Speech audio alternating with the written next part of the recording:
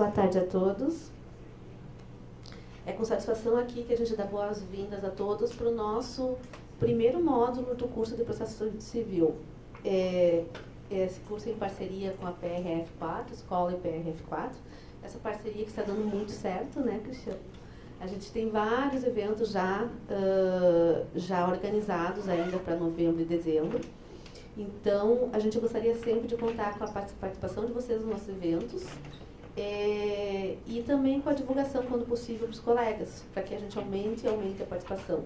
Nós temos um evento agora com o Dr. Rafael, que está aqui, que já estamos com o auditório lotado, então já eram 30 vagas, né? Nós já estamos com 40 e poucas vagas, enfim. Então, acho que está dando muito certo essa parceria, estamos muito felizes, Cristiano, de fortalecer dia após dia essa parceria que a Escola da AGU tem com a PRF4. Esse curso conta com 3 módulos, e são módulos complementares. A certificação vai ser por módulo, então vocês vão participar desse módulo de hoje e vão ser certificados para o módulo de hoje. Se vocês vierem no próximo módulo, é uma certificação separada. Então, assim, são 3 módulos com certificações separadas. Como que se faz a certificação? A certificação se dá via... nós não fizemos mais a impressão por uma questão de sustentabilidade e custos. Então, você entra no site da Escola da AGU, vai estar lá o nome do evento e lá vai estar a certificação após 10 dias do evento, tá? Então, a gente se compromete até antes, mas o máximo 10 dias vai estar lá, tá? Eu gostaria de passar a palavra para o Cristiano, dizer que esse evento também foi uma demanda da PRF4. A gente tem tentado organizar os eventos conforme as necessidades específicas da PRF4. Então, a gente tem conversado com os colegas, com os gestores, e a gente tem montado os cursos em função das necessidades de vocês. Então, nesse especificamente, foi organizado pelo Cristiano, né, que foi até os colegas. Eles mandaram e-mails dizendo quais os temas que gostariam que fossem trabalhados nessa área do Código de Processo Civil ou Processo Civil. Uma atualização mais voltada para a prática, então seria uma atualização com direito aplicado do Processo Civil, e nós tivemos esses temas separados. O aspecto polêmico da tutela de direitos transindividuais, ações coletivas, legitimação para a causa, competência jurisdicional, coisa julgada, medidas estruturais. Então, nesse módulo, vamos ser trabalhando esses temas e cada colega vai falar um pouquinho sobre esses temas. No segundo módulo, que é dia 29 de novembro, nós vamos ter desafios do sistema recursal, agravo de instrumento e recursos para os tribunais superiores. E que nós vamos contar com a Patrícia Trunfo, o Guilherme Nassaf, o Felipe Camilo e o Daniel Giotti de Paula. No terceiro módulo, que vai ser de 6 de dezembro, nós vamos ter tutela de urgência e de evidência e questões relativas à formação e aplicação de precedentes. Nesse módulo, nós teremos a doutora Elaine Macedo, que estava previsto para hoje, mas ela vai vir no último módulo, tá? E vai fazer o encerramento falando sobre tutela de urgência e de evidência. Então, nós vamos ter no último módulo a doutora Elaine, o Ismael Drescher, o Marco Jobim e o Rafael Machado de Oliveira. Conto com a presença de vocês nos próximos módulos e agora eu passo a palavra para o doutor Cristiano, que vai falar um pouquinho sobre a nossa parceria e sobre esse evento especificamente. Boa tarde a todos. Com grande satisfação que a PRF4, em parceria com a escola e com o grande apoio da doutora Márcia, está realizando esse evento. Então, eu queria desejar boas-vindas a todos e um agradecimento especial aqui aos nossos palestrantes que vão nos brindar com esse tema tão interessante.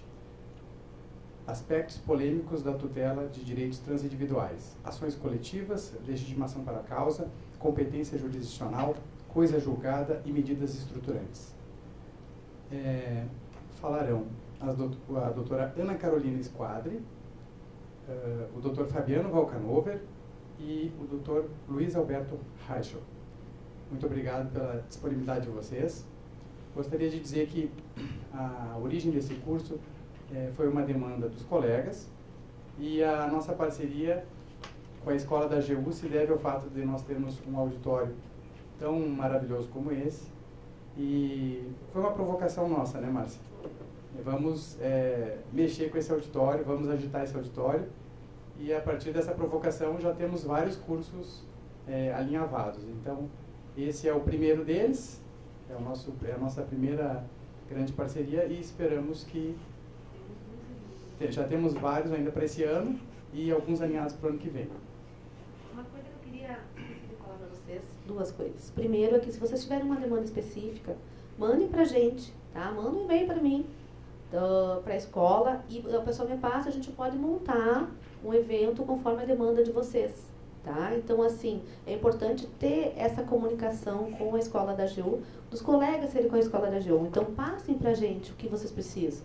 Né? Que fica muito mais fácil de montar um evento direcionado, customizado para vocês, do que a gente fazer, entendendo de repente que seja um tema de interesse de vocês e a gente acaba não sendo. Então, assim, mande. Segundo, que é uma falta muito grave minha, eu não agradeci aos nossos palestrantes. E quero dizer, assim, como eu sempre ressalto, eles estão vindo aqui de forma gratuita, então, em prol da capacitação e da colaboração com a escola e com os colegas. Então, agradeço muito a presença de vocês aqui. Sem vocês, a escola não iria adiante, a escola nos fortaleceria, porque é com a ajuda desses palestrantes, com a ajuda das instituições, que a gente está conseguindo fortalecer a escola e oferecer tantos cursos como vocês veem nas nossas divulgações, tá? Então, agradeço a presença de vocês. Então, só antes de passar a palavra para os nossos palestrantes, também fazer uma divulgação. Nós temos agora, dia 13 e 4 de dezembro, o curso de oratória jurídica. Estão todos convidados. Temos também um curso esse de gestão de pessoas, né? Dr. Rafael, dia 22 de novembro. Temos ainda, Márcia, me socorre, um curso dia 10 de dezembro, planejamento das contratações públicas, que estamos começando a divulgação, e temos mais um curso de comunicação efetiva. Isso. Todos para esse ano ainda. Para esse ano. Contamos com a presença de vocês. Então, tá bom.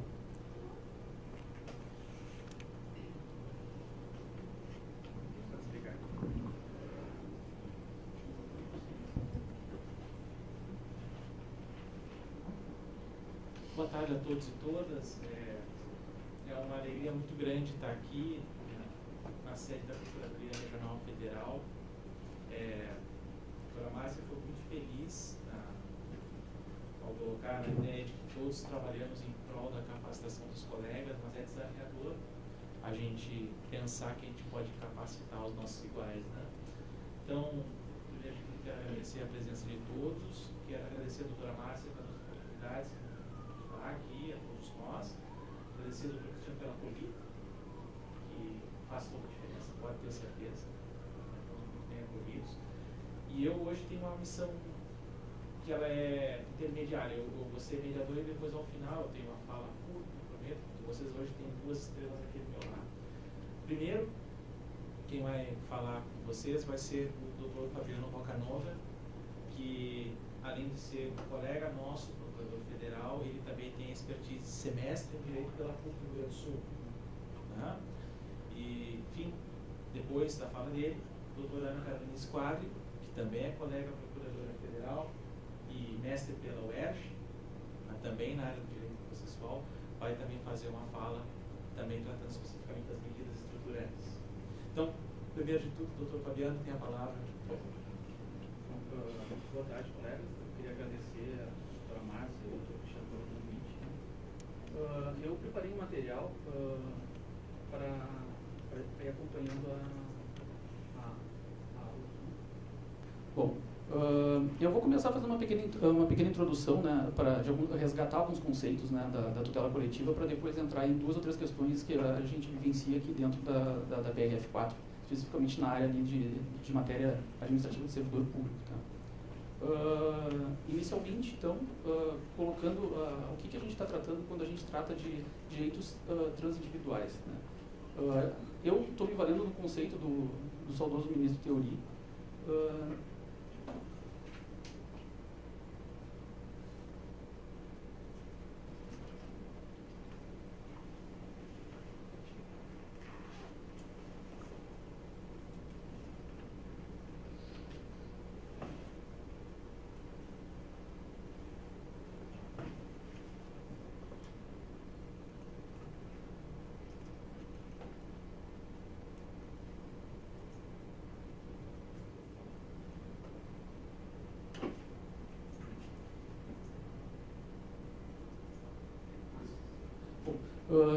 Continuando, dando seguimento, né?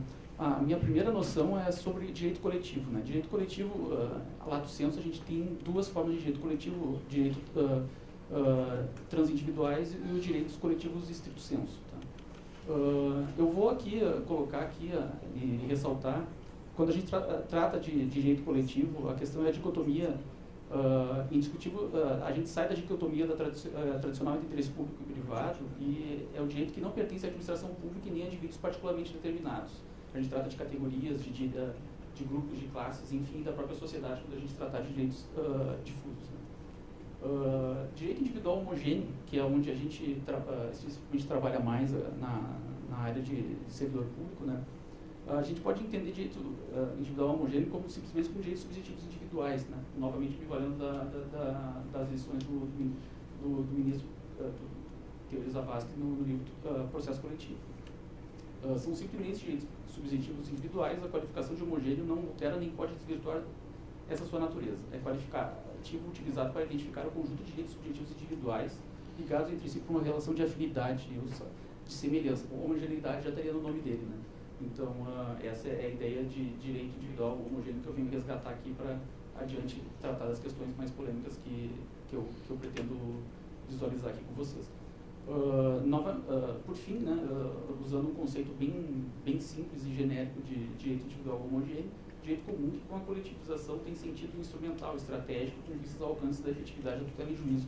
É onde a gente mais se depara com as ações coletivas de sindicatos e de associações frente aos entes públicos, da União, estados, municípios e autarquias e fundações, especificamente aqui na PF4, autarquias e fundações. Bom, indo mais adiante, né, após o resgate desses dois conceitos, a questão do objeto da ação civil pública, né, e da ação coletiva. Eles estão positivados no artigo 1º da Lei da Ação Civil Pública e no artigo 81 do CDC. Eu transcrevi aqui só para relembrar o artigo 1º da Lei da Ação Civil Pública, onde existe a responsabilização por danos morais e patrimoniais causados, né, a tutela dos direitos difusos tradicional do meio ambiente, a tutela do consumidor, matéria coletiva, individuais homogêneos, bens e direitos de valor artístico, estético, histórico, turístico e paisagístico. Patrimônio público em geral, né? E o próprio artigo 1º ele deixa um leque bem aberto quando ele fala assim, por qualquer outro interesse difuso ou coletivo. Ou seja, a gente tem uma exemplificação, mas nada que supere a possibilidade de inserção no inciso 4º do artigo 1º da Lei da Ação Civil Pública, né? Só faço um registro aqui de algumas novidades, que é a questão da ação civil pública em matéria de honra e dignidade de grupos raciais, étnicos e religiosos, né, que é uma atualização recente, acho que um pouco depois de 2014, e o patrimônio público e social eu já tinha referido. Lembrando ainda que em matéria de ação civil pública a gente tem algumas exceções de ordem tributária, né, o parágrafo único ele deixa claro ali o não cabimento da ação civil pública em matéria de tributos, contribuições previdenciárias, mais a área do Dr. Reich. Indo adiante no objeto da ação civil pública e da ação coletiva, o artigo 81 do CDC, ele trata justamente no parágrafo único, ele individualiza e dá uma conceituação bem analítica sobre o que seria interesses e direitos difusos, né? Quando fala da natureza transindividual que eu tinha colocado no início da exposição, né? Tanto dos direitos difusos quanto dos direitos coletivos, né? Da natureza indivisível, né? De ambos. E a diferenciação entre a questão dos sujeitos determinados e indeterminados, né, que é, quando a gente trata de grupo específico de uma relação jurídica básica, a gente estaria dentro da tutela coletiva, né, enquanto que se tivesse só a sujeição determinada, estaríamos dentro dos interesses difusos. Por fim, novamente, os interesses ou direitos individuais homogêneos, né, que tem a questão da origem comum e resgatando aquela ideia de que eles podem ser buscados de forma individual, mas a estratégia e a possibilidade de uma maior efetividade do processo faz com que eles sejam abarcados de maneira conjunta. Bom, indo mais adiante aqui na questão do rol de legitimados, né, da ação civil pública e da ação coletiva, a gente tem o artigo 82, né, artigo 5º da Lei da Ação Civil Pública e 82 do CDC. Eu vou passar aqui rapidamente, né, pelo artigo 5º e artigo 82, só lembrando do artigo 5º a questão do Ministério Público, que envolve a especificidade que o Supremo definiu, aonde é que o Ministério Público pode trabalhar interesses individuais homogêneos, né? Isso aí é um recurso extraordinário, o 631-111, que mais adiante eu vou colocar, eu acho que na disposição, né? Esse recurso eu considero um precedente muito interessante do Supremo Tribunal Federal, que vale a pena a sua análise pormenorizada, considerando que ele definiu a questão da possibilidade do MP representar os segurados do DPVAT, né? Que era um entendimento anterior do STJ, né? Inclusive simulado de que o MP não poderia trabalhar essa questão do seguro DPVAT. E o Supremo Tribunal Federal, alguns anos depois, aqui em Sejuntos Suma, que posteriormente foi revogado, entendeu da possibilidade, né, na questão que ali se trataria de direitos individuais homogêneos, né, que notoriamente, geralmente não são passíveis de defesa pelo Ministério Público, mas considerando o interesse social qualificado, né, haveria espaço para uma ação civil pública dessa natureza.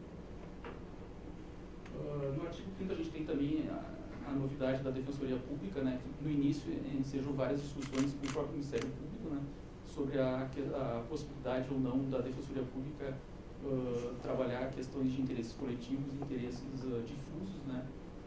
Eu cito aqui a DIN 3943, que deixou claro, analisando a inserção do artigo 5º, inciso 2º, né, da Lei da Ação Civil Pública, que é a possibilidade da legitimação ampla da Defensoria Pública, o que a gente pode tratar de maneira cotejada com o artigo 134 da Constituição Federal e o rol qual seria a natureza da Defensoria Pública, né, e a necessidade de proteção dos ritos suficientes, né, e a extensão do Supremo Tribunal Federal abarcou para essa legitimação da Defensoria Pública em matéria de ação civil pública. União, autarquias, é o tradicional, já são dispositivos que já estão incisos, que estão incertos no artigo 5º, né? E a associação, que guarda duas particularidades, né, em matéria de ação civil pública, que é a Constituição há pelo menos um ano, o que também pode ser restringido, né? A gente, lá no parágrafo 4º, do próprio dispositivo, né, coloca a possibilidade de ser desconsiderada uma associação recente para fins de manejo de ser legitimada com manejo de uma ação civil pública, né? E a questão do inciso, na linha B do inciso 5º, a pertinência temática, né? As associações têm que, além de estar constituídas em determinado período, né, que já é relativizado depois, mas elas devem incluir entre suas finalidades institucionais a proteção do patrimônio público e do ambiente, indo lá para o artigo 1º da Lei da Ação Civil Pública, né? Ou seja, fazendo a inclusão das suas finalidades institucionais para fins de manejo da própria ação civil pública, no que a doutrina fala sobre pertinência temática, né? Que é uma questão bem interessante, que eu também passei, mas que também é um tema bem controverso quando a gente tratar de união e autarquias e empresas públicas. A doutrina ela trabalha a pertinência, uma parte da doutrina entende que não haveria necessidade de pertinência temática, do Nelson Nery Júnior, e a necessidade de pertinência temática por outra parte da doutrina. Tá? Bom, aqui no artigo 5º, sem maiores delongas, né, os incisos aqui eles tratam de algumas questões processuais, né, que passam a questão da intervenção do Ministério Público sempre na matéria de ação civil pública, considerando a sua importância e os direitos representados, os direitos em debate, né. A possibilidade de habilitação de outras associações, né, como litisconsorte, e a possibilidade de que a desistência ou abandono da causa de uma associação, o Ministério Público ou outro legislado pode assumir a titularidade ativa, né. O artigo 4º, o parágrafo 4º já tinha tratado sobre a questão aqui da Constituição há mais ou menos de um ano, né. A possibilidade de desconsórcio facultativo, enfim, e a questão dos compromissos de ajustamento de conduta no parágrafo 6º. Né. Bom, o artigo 82 do CDC, basicamente, ele remete aos mesmos legitimados do artigo 5º que eu já fiz a referência, né? Para fins de resgate de quem tem ou não a possibilidade de manejo da ação civil pública, eu acho que isso seria suficiente o disposto no artigo 5º, né, da Lei da Ação Civil Pública, né, com o registro da ausência da Defensoria Pública, mas sim com a existência dela lá no artigo 5º da Lei da Ação Civil Pública, uma alteração legislativa mais recente. Bom, como eu tinha falado, né, o julgamento do seguro DPVAT legitimidade do Ministério Público para interesses, para direitos individuais homogêneos, né? Uma decisão que ela abarca o que seria direito difuso, o que seria direito individual homogêneo, para mostrar aonde estaria a pertinência do Ministério Público como legitimado uma ação civil pública, uma ação coletiva em matéria de direitos individuais homogêneos.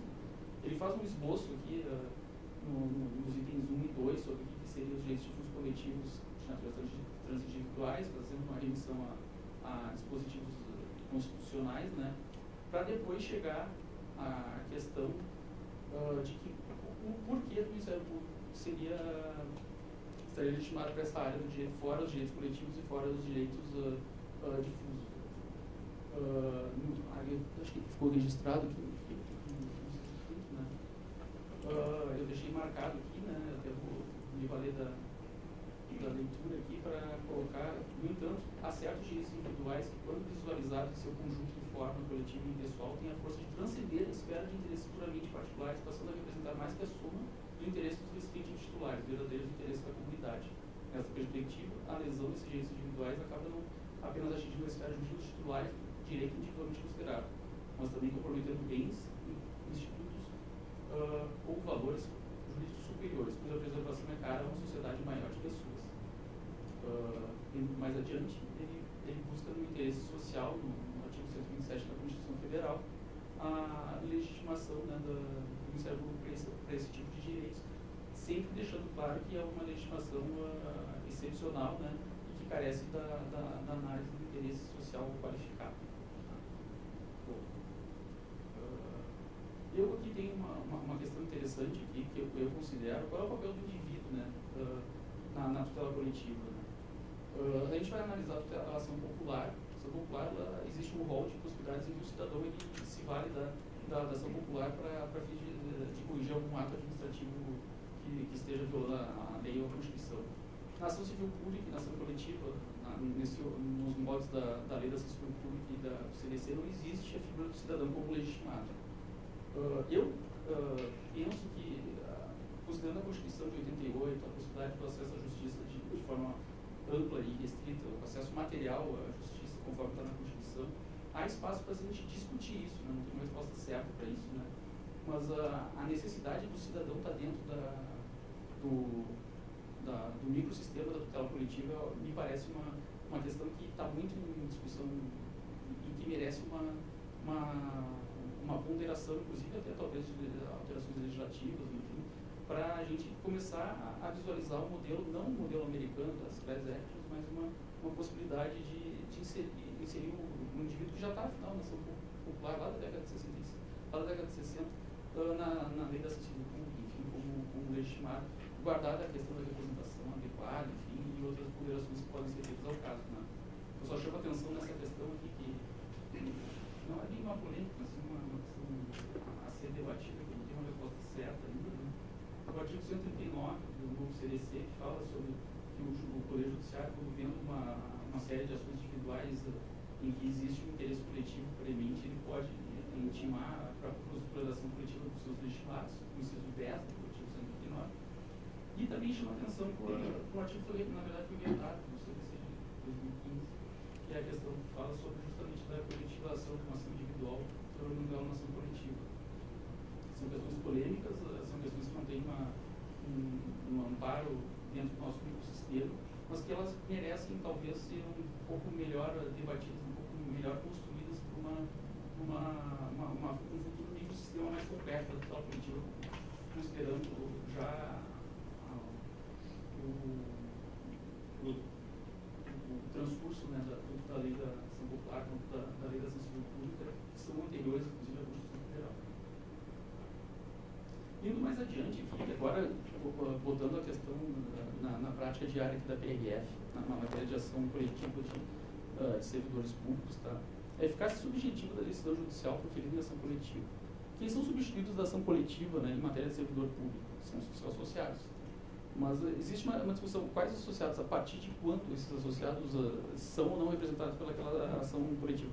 Vários julgados aqui do TRF, eles suprimiam a questão da necessidade de rol de filiados para a postura da ação da ação coletiva, seja na matéria previdenciária, também seja na matéria administrativa, e ficava no limbo essas associações em que existia um número de filiados iniciados que estariam abarcados por aquele tipo judicial lá na frente, quando fosse transitado, julgado e executado de forma individual. Essa questão ela passa, né, pela eficácia subjetiva da coisa julgada, artigo 16 da Lei da Ação Civil Pública, e o artigo 2º-A da 9494, talvez não tenha tu vai tratar aqui, né? O que eu queria deixar registrado é o entendimento do Supremo Tribunal Federal a respeito desse artigo 2º-A da 9494, né?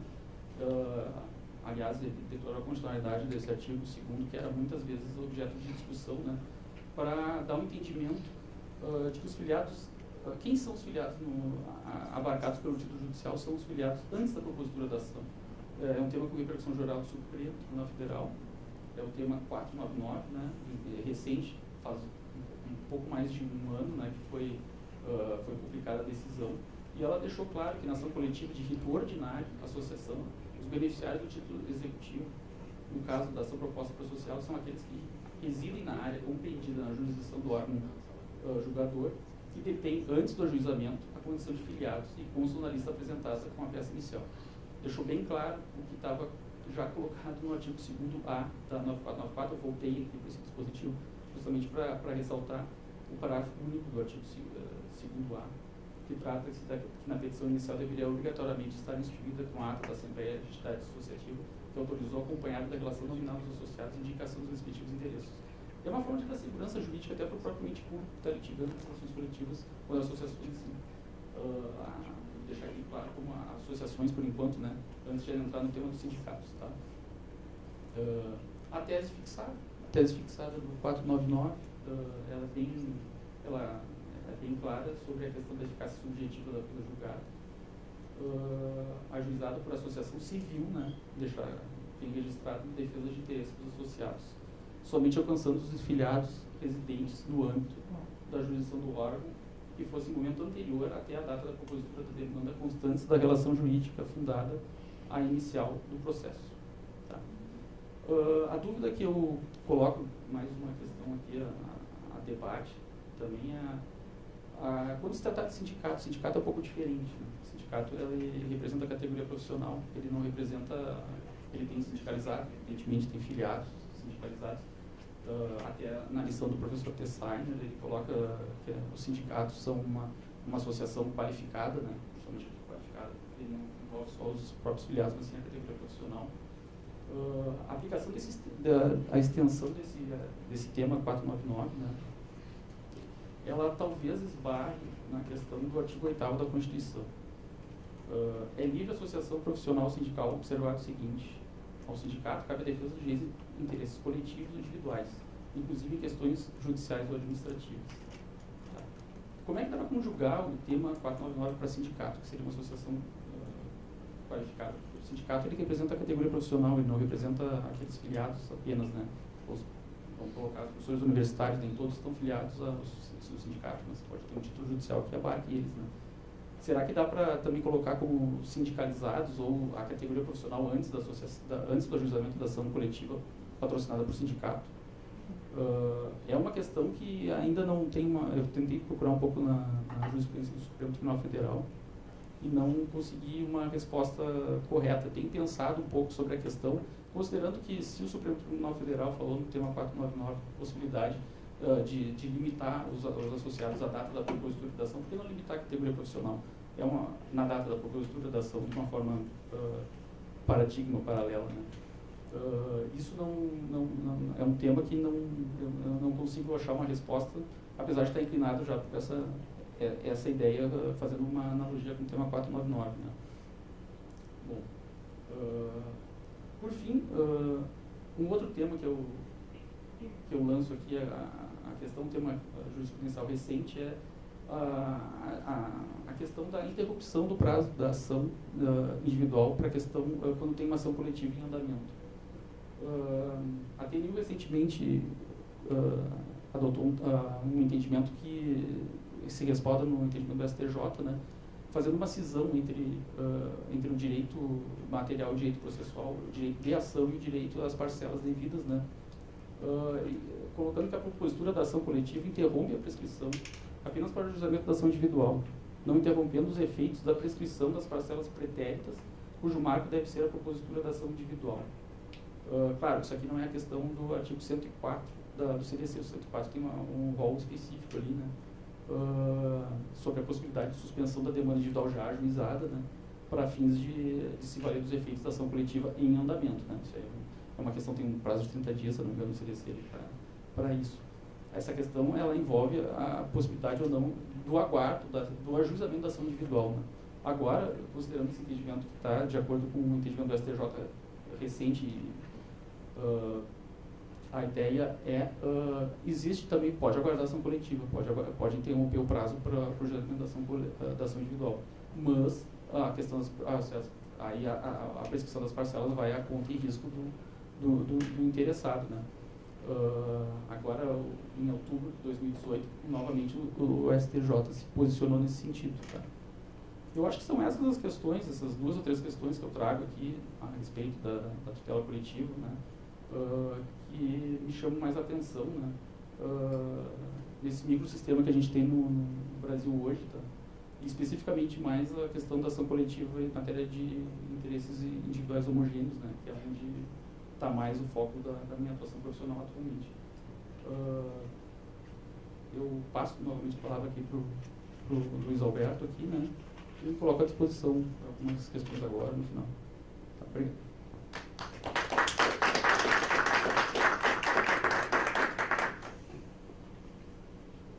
Agradecendo ao doutor Fabiano pela excelente fala, né? A gente recapitulou um bocado de coisas aqui com essa fala. É importante, tem muita coisa para a gente debater. As suas questões não são pequenas, mas pelo contrário, são questões bem importantes. Mas de imediato já passo a palavra à doutora Ana Carolina Esquadra, que vai nos brindar com uma exposição tratando de maneira mais específica, imagino, a respeito do tema das medidas estruturantes. Doutora Ana, claro. Primeiramente, eu gostaria de agradecer o convite de estar aqui na PRF com meus ilustres colegas, né, para tratar um tema de processo civil. E eu vou falar sobre medidas estruturantes. Bom, medidas estruturantes, na verdade, podemos chamar por processos estruturantes, né? O que seriam esses processos estruturantes? Eles estariam dentro assim, da teoria da decisão. Por exemplo, seria novos padrões de decisões judiciais que o judiciário ele poderia tomar dependendo da complexidade do caso concreto, dos fatos. Então, existe um entendimento doutrinário, e isso é importante ressaltar aqui, que o nosso sistema jurídico ele já estaria maduro para adotarmos esse novo padrão de decisão, ainda mais com o novo Código de Processo Civil, que permite uma flexibilidade do procedimento, também a questão do gerenciamento do processo pelo juiz. Então, já estaríamos maduros o suficiente para adotarmos esses processos estruturais. Também o autor, o professor Sérgio Cruz Arenhart, ele aponta uns requisitos para a adoção desse processo estrutural, que o primeiro deles seria uma maturidade em relação ao princípio da separação dos poderes, né? Ou seja, hoje temos que enxergar a relação dos poderes, principalmente o judiciário e o executivo, né, que é onde nós trabalhamos no executivo, não é a mesma relação daquele período em que o princípio foi criado, né? É uma relação complexa, que deve ser trabalhada através do diálogo e através de uma mínima intervenção pontual, né, assim, digamos assim. Então, de acordo com esse autor, o nosso sistema ele já admite esse amadurecimento da separação dos poderes, né? Ele cita alguns exemplos de que o judiciário pontualmente interviu no executivo, e Isso seria, por exemplo, um exemplo. Por exemplo, na questão do fornecimento de medicamento. Também é muito comum encontrar esses exemplos no STF, quando o legislativo ele não prevê alguma norma de direito fundamental e o STF ele vai lá e supre essa norma fundamental através de decisão. Então, ele entende que o nosso sistema ele está maduro, principalmente de acordo com essas decisões do Supremo Tribunal Federal. Também haveria uma necessidade de flexibilização do princípio da demanda. Isso podemos encontrar bastante nos nossos processos de direito previdenciário, que no processo estrutural se entende que o autor, no momento que ele propõe a demanda, ele não tem uma noção total do problema. Ele não consegue vislumbrar o final do processo, e às vezes levam-se anos para terminar o processo, e no final do processo, aquele pedido inicial, ele já não é suficiente para um resultado adequado do conflito. Então, assim, para um processo estrutural, é importante uma ideia de flexibilidade do princípio da demanda. Aquele pedido inicial, ele pode, sim, ser modificado ao longo do processo. Claro, é evidente que temos que respeitar outros princípios constitucionais, como o do contraditório, do diálogo, que isso tudo deve ser respeitado durante todo o processo estrutural. Por último, também há uma questão da técnica processual, que outro requisito é que seria entender que a nova função do judiciário seria uma função criativa, uma função, isso já é uma questão mais polêmica, está relacionado também ao ativismo judicial, que seria o juiz ele ter criatividade de criar técnicas processuais, mesmo não estando previstas no Código de Processo Civil. Isso, aqui eu já destaco que é polêmico, a doutrina ela é dividida em relação a esse poder do juiz, tendo uma doutrina, assim, uma visão mais publicista, entende, sim, que o juiz ele tem esse amplo poder, essa função criativa, e há também uma doutrina que não gosta desse ativismo judicial exacerbado. Bom, o que seria esse processo estrutural, então? Seria uma criação de um microsistema dentro do processo. O juiz, junto com as partes, ele verifica que a situação, aquele padrão, aquela decisão clássica de simplesmente conceder o pedido do autor não é suficiente, ou seja, que existem outros problemas dentro do processo que devem ser resolvidos. Isso no processo previdenciário é muito comum, assim, por exemplo, o juiz ele decide teoricamente uma questão de auxílio-doença, mas aí chega na prática, o INSS, mas espera aí, a gente não tem período suficiente, a gente não temos pessoal suficiente, E aí como é que acontece? A gente finge que não está vendo, não, transita o julgado e depois a gente vê isso. Então, eu acredito que o processo estrutural é uma boa oportunidade da AGU se sentar com o judiciário, e também, assim, na verdade, o processo estrutural é uma oportunidade de enxergar o processo através de resultados coletivos. Nós, na AGU, trabalhamos muito com a litigância de massa, que há também, não só de massa, mas eles chamam também litigância de interesse público, que envolve política pública, envolve direitos fundamentais, direito à saúde.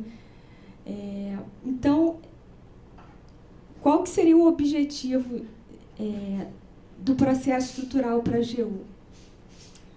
Seria aproveitar essa oportunidade, assim, a meu ver, né, de dar um novo instrumento de solução de conflito, pegar essa ideia de processo e tentar, assim, superar esse preconceito de ativismo judicial, que seria uma intervenção do judiciário no executivo, né?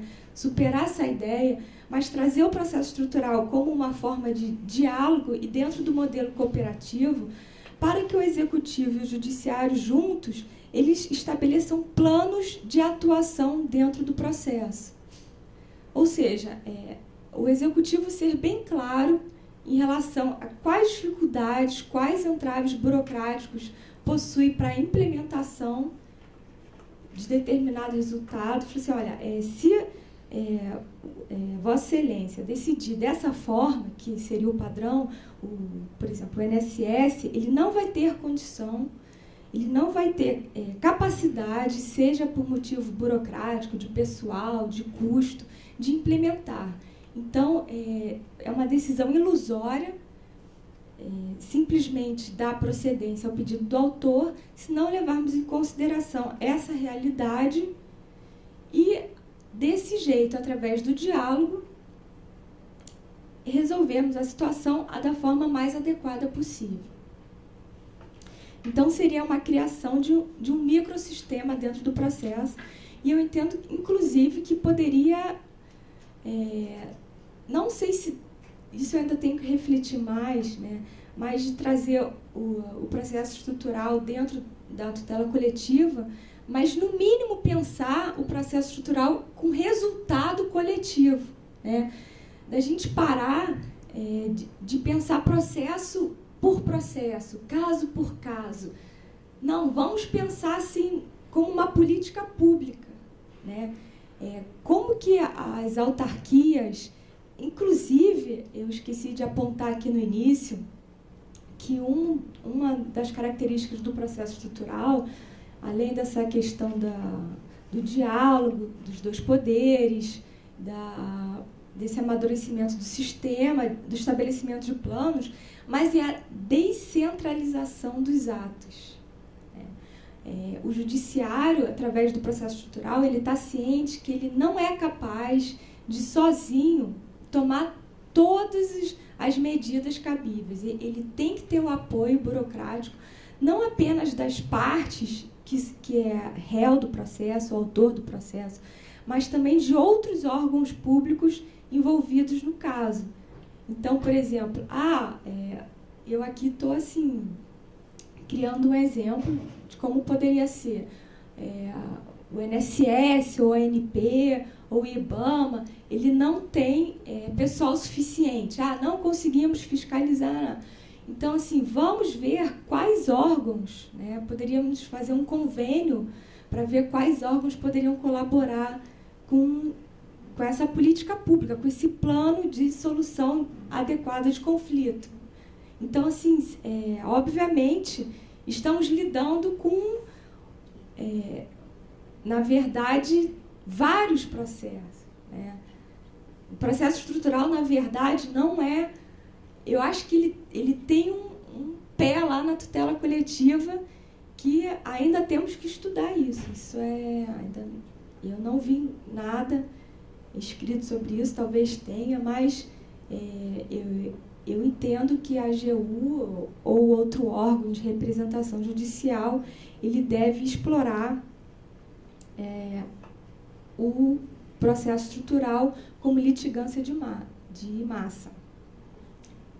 Há um outro exemplo também, que eu vi muito na época que eu trabalhava na Agência Nacional do Petróleo, que quando uma questão envolvia outros órgãos. Por exemplo, a ANP, ela está muito ligada com a questão ambiental, né? E às vezes, não há no normativo da agência, isso assim, naquele período que eu trabalhei lá, hoje eu já não sei exatamente, que preveja assim, que na verdade tem a capacidade de prever quais conflitos futuramente podem surgir, assim. Por exemplo, a ANP firma um contrato com uma empresa para explorar tal.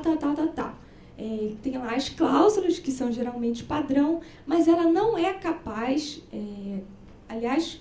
nenhuma relação jurídica é capaz de prever futuramente todos os conflitos que podem surgir. Então, ela firma um contrato e ela não foi capaz, como é natural, de prever um conflito ambiental. Que na área lá, era área de preservação, apareceu uma baleia, ou então, não sei, apareceu um quilombola ali. E aí, como é que a gente faz? Não tem ato normativo, não está previsto no contrato. Então, o processo estrutural, ele vem assim como uma solução para esses entraves burocráticos, entraves normativos, e também dentro do próprio órgão público.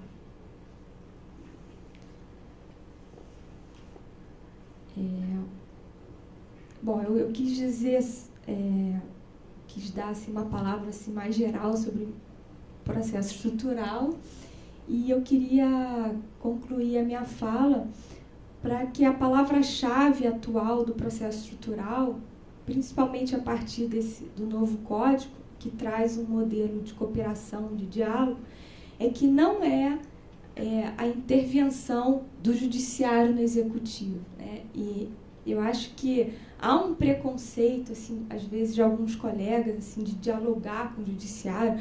Não, eles são os nossos inimigos. Não, nós temos que trazer o judiciário, o executivo para o judiciário. Eu acho que há uma nova era, um novo modelo de trabalho de cooperação. Então, temos que superar essa barreira de dialogar com o judiciário e também de superar essa questão de despachar processo por processo. Temos que pensar numa uma visão macro, assim, de política pública, de tentar resolver de uma forma um processo com resultados coletivos. Acho importante também as autarquias valorizarem o trabalho delas, né? Assim, eu fico com pena quando eu vejo as autarquias querendo sempre delegar para o judiciário a questão do problema, a questão da solução.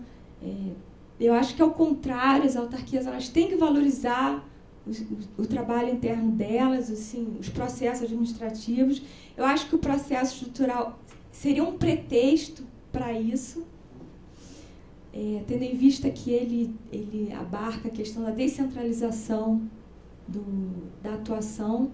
Por que, por exemplo, não podemos sugerir que o juiz ele tome uma decisão mais genérica em relação ao problema e a autarquia se propõe, a caso, verificar se, como numa ação civil pública, por exemplo, quando envolve direito individual homogêneo, em que na ação civil pública o juiz ele dá uma decisão genérica e depois a parte individual ela vai demonstrando se ela tem ou não um direito.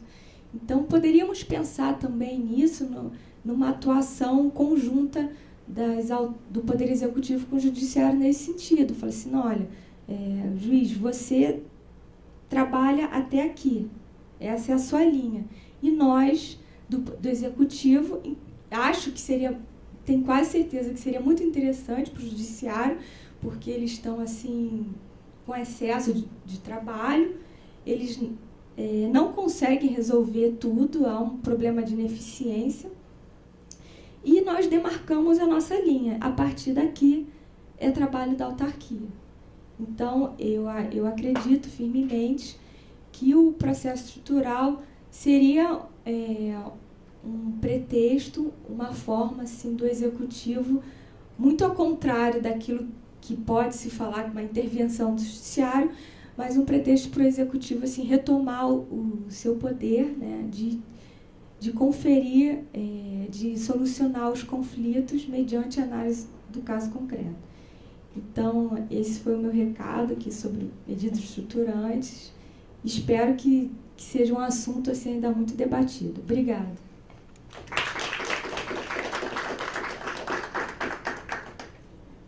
doutora Ana, mais uma vez brilhante, né? 2 exposições brilhantes e agora o que me sobra no final para falar, né? Mas eu também preparei uma fala curta, prometo, porque certamente vocês devem ter muito mais perguntas dos dois do que vão ter para mim. Eu vejo o seguinte, né? A fala que eu estou fazendo foi uma fala que tocou naqueles temas clássicos, olhando muito para a jurisprudência, e a fala da doutora Ana toca naquilo que eu acho que é o tema de ponta hoje, que é essa reinvenção da relação entre judiciário e executivo, e não cabe mais dentro daqueles moldes comuns, né? Acho que a tarde de hoje é uma tarde que trata muito disso, né? E muita gente está se debruçando sobre isso. Só para ter uma ideia, na mesma semana que estamos tendo esse evento, na quinta e na sexta, lá na PUC, vai haver um congresso de coletivização e unidade de direito. Convive 40 especialistas do mundo todo, dos Estados Unidos, da China, da Inglaterra, os maiores especialistas precedentes em ações coletivas. Vão discutir as mais diversas perspectivas. É a prova de que tudo que a gente está discutindo aqui é o que tem de mais atual, sabe? Na quinta e na sexta é um evento, inclusive, apoiado pela escola da GIU, por isso que eu me sinto livre de falar sobre isso aqui, né? Mas eu quero tratar de um ponto também, eu não tenho a pretensão de ser o salvador da pátria, mas eu vejo um ponto que me preocupa. E o problema de tudo que foi apresentado no temário que era sugerido, eu queria enfrentar o problema da coisa julgada. Especificamente, coisa julgada quando se trata de ações versando sobre direitos individuais homogêneos. Ou seja, não vou enfrentar o problema dos direitos difusos, nem dos direitos coletivos. Eu faço um recorte bem claro aqui. E eu vou fazer essa análise com uma ótica. E eu quero que vocês olhem com os meus olhos isso.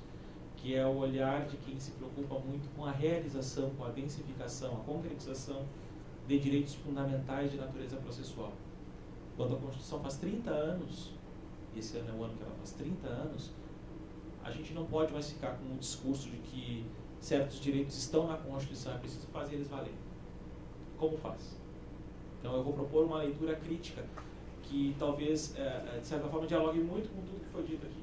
Eu quero discutir sobre esse tópico uma leitura crítica. A minha conversa ela parte de algumas premissas, né? A primeira premissa é a seguinte, né? Nós temos uma ideia de que os direitos fundamentais de natureza processual, eles são o eixo que norteia a construção de um sistema, de um microsistema jurídico, e que o Código de Processo Civil se propôs a ser o grande vetor desse sistema, né? O Código de Processo Civil, quando veio em 2015, ele veio com a pretensão de se aproximar do sistema constitucional e de ser a manifestação desse sistema constitucional. Impressionante como surgiu muita gente estudando os 12 primeiros artigos do Código, como se o Código se cingisse a isso, né? E a conversa é muito mais complexa do que isso, evidentemente. Mas eu queria botar algumas premissas básicas para a gente entender o que significa pegar essa frase e levar ela a sério, sabe? Botar ela no peito e levar ela a sério. Primeira questão que eu pondero, e me perdoem, eu não vou subestimar a inteligência dos amigos, mas eu preciso perguntar o que é um sistema e por que falar no sistema jurídico. A gente aprende a lidar com sistemas quando a gente está lá numa época que a gente era feliz e não sabia. Lá pelo 3º ano do ensino fundamental. Quando nos colocavam a lidar com problemas muito mais complexos do que os processos julgais ou do que a tutela coletiva, quando nos perguntavam, diante de alguns elementos como helicóptero, carro, automóvel e laranja, qual deles não pertence. Ou ainda, quando nos perguntavam, quando tínhamos números 2, 19, 42, 17, para colocar esses números em ordem crescente ou decrescente. Ali nós estávamos tendo as primeiras noções sobre o que é um sistema. Porque todo sistema, segundo um alemão chamado Canaris, ele é um conjunto dotado de ordenação e de unidade. Ou seja, você tem um elemento comum que une todos esses elementos, unidade. No caso do pertence e não pertence, fica bem claro isso, né? E tem um elemento chamado ordenação. Os elementos não são dispostos de maneira aleatória, existe uma ordem. O que é interessante quando a gente fala de direitos fundamentais aplicados a um sistema é que eles subvertem a lógica do sistema, quando se fala de um sistema jurídico. O conjunto de normas que a gente aprendeu a lidar, tradicionalmente falando, é um sistema que ele é hierarquizado da Constituição para as leis, para os decretos e assim por diante. E aí, se tivesse um conflito entre uma lei e a Constituição, prevalece a Constituição. É isso que nós dizemos, né? Mas quando nós lidamos com direitos fundamentais, não é assim. prevalece a norma mais protetiva. Não interessa onde ela esteja. Concorda comigo? Às vezes a lei prevalece sobre a Constituição. A gente também aprende que esse sistema, quando ele é orientado em função de direitos fundamentais, a gente precisa entender o que são esses direitos fundamentais e quais são os verdadeiros direitos fundamentais, porque nós temos uma Constituição analítica. E a nossa Constituição, no âmbito processual, então, ela é tremendamente rica do ponto de vista do que é enunciado como um quadro de direitos fundamentais de natureza processual. Eu podia falar da inafastabilidade do controle jurisdicional, da intangibilidade da coisa julgada, do juiz natural, que é previsto em 2 lugares na Constituição.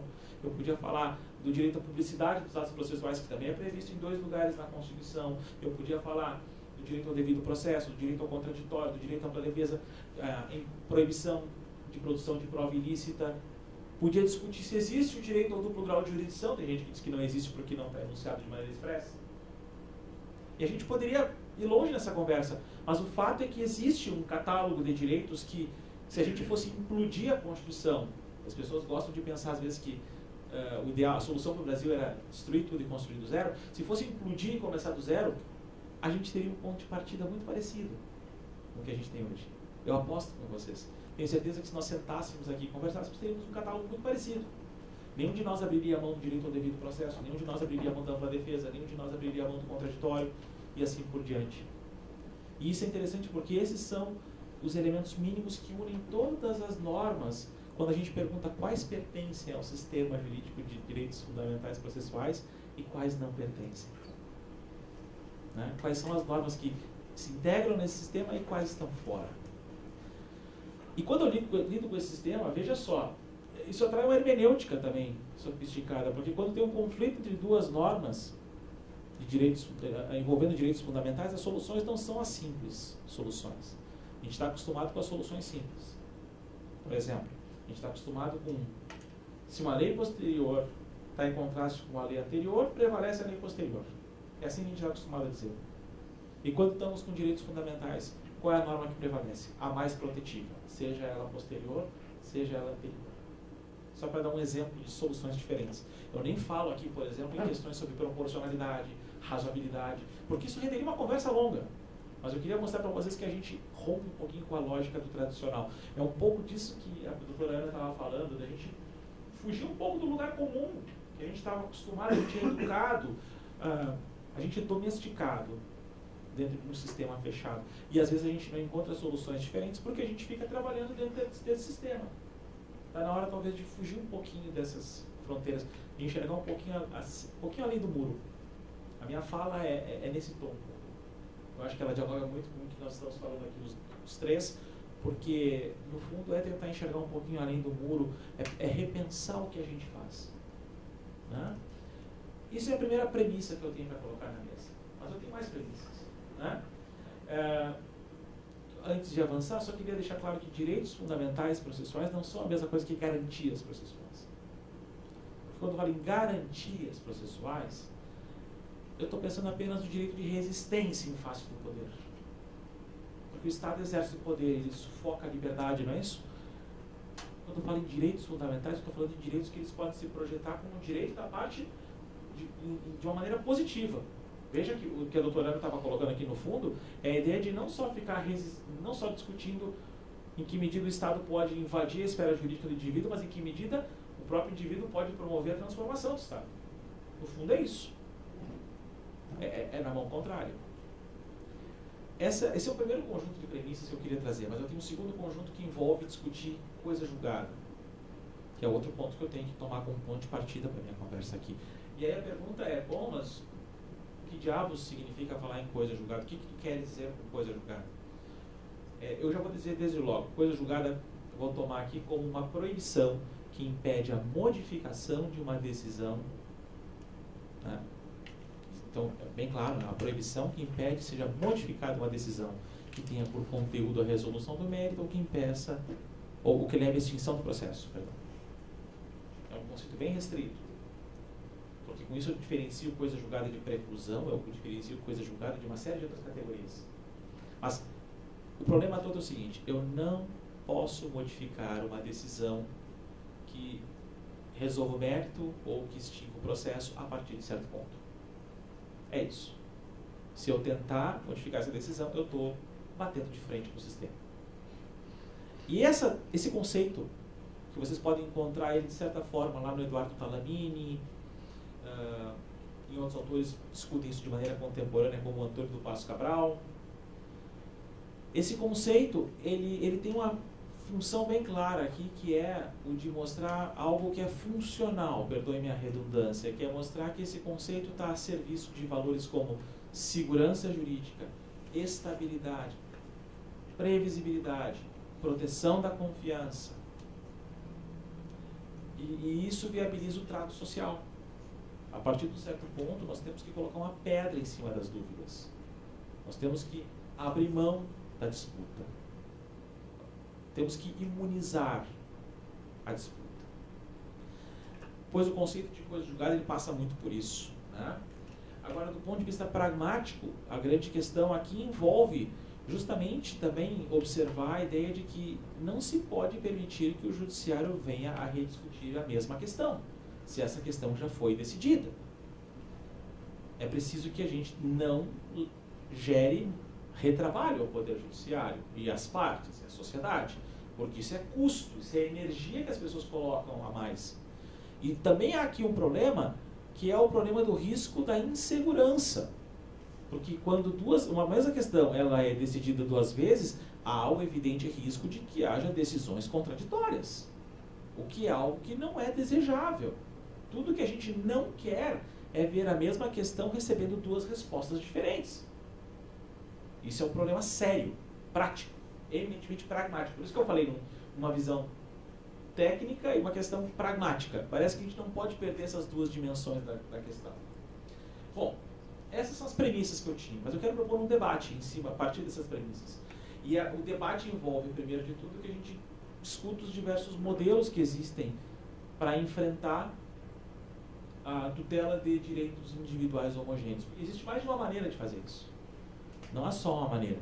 É claro que a gente tem, por exemplo, o modelo que o Dr. Fabiano colocou, que é o das ações coletivas, né? A ação civil pública, a ação popular, poderíamos colocar aqui, o mandato de segurança coletivo e assim por diante.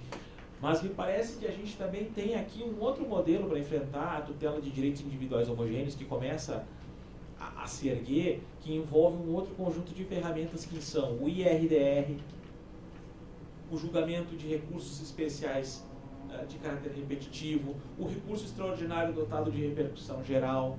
Essas ferramentas elas servem também como ferramentas importantes para solucionar conflitos quando se trata de direitos individuais homogêneos.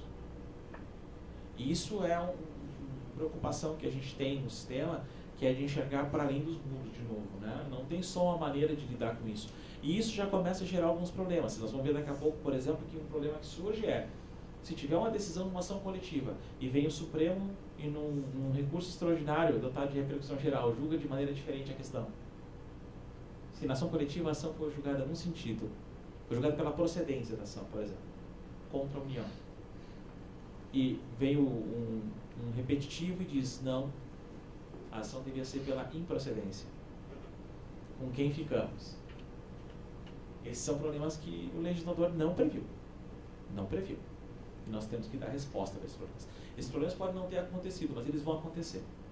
Eles vão acontecer. Não vai demorar e nós vamos ter um problema desse tamanho, uma bronca desse tamanho no colo. E nós temos que começar a pensar sobre isso. Bom, mas eu queria trabalhar algumas questões que me parecem que são importantes nesse tom. E uma delas, o Dr. Fabiano muito bem tocou, que é: existem regras de legitimação extraordinária para a causa, para envolver as ações que envolvem a tutela de direitos individuais homogêneos. A pergunta é, para que servem essas regras? Né? Para que elas servem? Qual é a função delas? E eu quero propor a leitura a partir do sistema de direitos fundamentais de natureza processual. A resposta para mim é uma só. Essas regras servem para ampliar as possibilidades de que lesão ou ameaça de lesão sejam trazidas a conhecimento do Poder Judiciário. Quando o Ministério Público, uma associação, a Defensoria Pública, Algum daqueles legitimados do artigo 5º da Lei da Ação Civil Pública vem e propõe uma ação, é mais ou menos como se fosse o irmão mais velho, tentando defender os pequenos irmãos, né, naquela situação que parece ser uma situação de covardia. E não é porque ele seja maior, porque ele seja mais forte, mas é porque, de alguma forma, isso assegura alguma paridade que não existia antes. E é algo para a gente pensar. A gente está acostumado a pensar na ideia de que isso só facilita a vida na hora de solucionar conflitos. Não dá para ficar só pensando nisso. Façam o exercício ao contrário. Imagine que venha um maluco e revogue o artigo 5º da Lei da Ação Civil Pública. Essa é a prova dos 9. Nós sabemos que vai ter um parlamento agora eleito que vai assumir em janeiro. Imagine que esses camaradas consigam uma maioria daquelas medíocres no meio da noite, certo? E consigam passar assim, a toque de caixa, um artiguinho que diga: fica revogado o artigo 5º da Lei da Ação Civil Pública. Façam esse exercício. E vocês verão o seguinte, que não é só um problema de tecnicismo, de facilitação na solução de conflitos. Não, não, não. É um problema de que, se a gente não tiver aquelas fórmulas, milhares de lesões ou ameaças de lesões a direito ficam à margem do conhecimento do Poder Judiciário. Isso é uma questão para a gente pensar.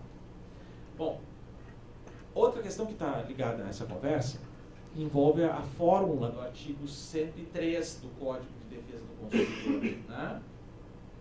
Que fala lá de coisas julgadas segundo o evento litis. O 103 do Código de Defesa do Consumidor, ele diz que quando se trata de ações que envolvam direitos individuais homogêneos, a decisão que transitar em julgado, ela transita em julgado com eficácia erga omnes, apenas no caso de procedência da ação. Apenas no caso de procedência da ação. Esse tema é interessante, porque quando eu falo apenas no caso de procedência da ação, isso soa como algo tremendamente desigual. Porque a gente diz, poxa, mas se o camarada perdeu, não devia transitar em julgado também? Né? Eu tenho para mim o seguinte, que a solução é um pouquinho mais complexa que isso. Eu sei que muito do que eu estou dizendo talvez não seja o mais simpático para a União, mas acho que é o remédio que nós temos que ouvir. É o remédio que nós temos que tomar, porque, de novo, nós fazemos a defesa da União. Nós somos as pessoas que têm que repensar isso. Nós somos... A Ana colocou algo muito importante no fundo. Não sei se me permite, Ana, fazer uma leitura, mas nós devemos tomar as rédeas e assumir a posição de protagonista nesse sistema. A gente vai a tiracolo do judiciário nessa conversa e nós devemos tomar a posição de protagonismo. Permitam um breve parênteses, eu sei que eu tenho poucos minutos, mas eu queria partilhar isso com vocês. Outro dia, numa reunião na Procuradoria da Fazenda Nacional, na unidade onde eu trabalho, divisão de segunda instância, nós tínhamos a seguinte situação. Os relatores em certa matéria, ligada a um tema julgado pelo Supremo, eles estavam proferindo votos diferentes. Então, dependendo de quem era o relator, o acórdão mudava o entendimento sobre como se fazia a repetição de indébito em um determinado tributo.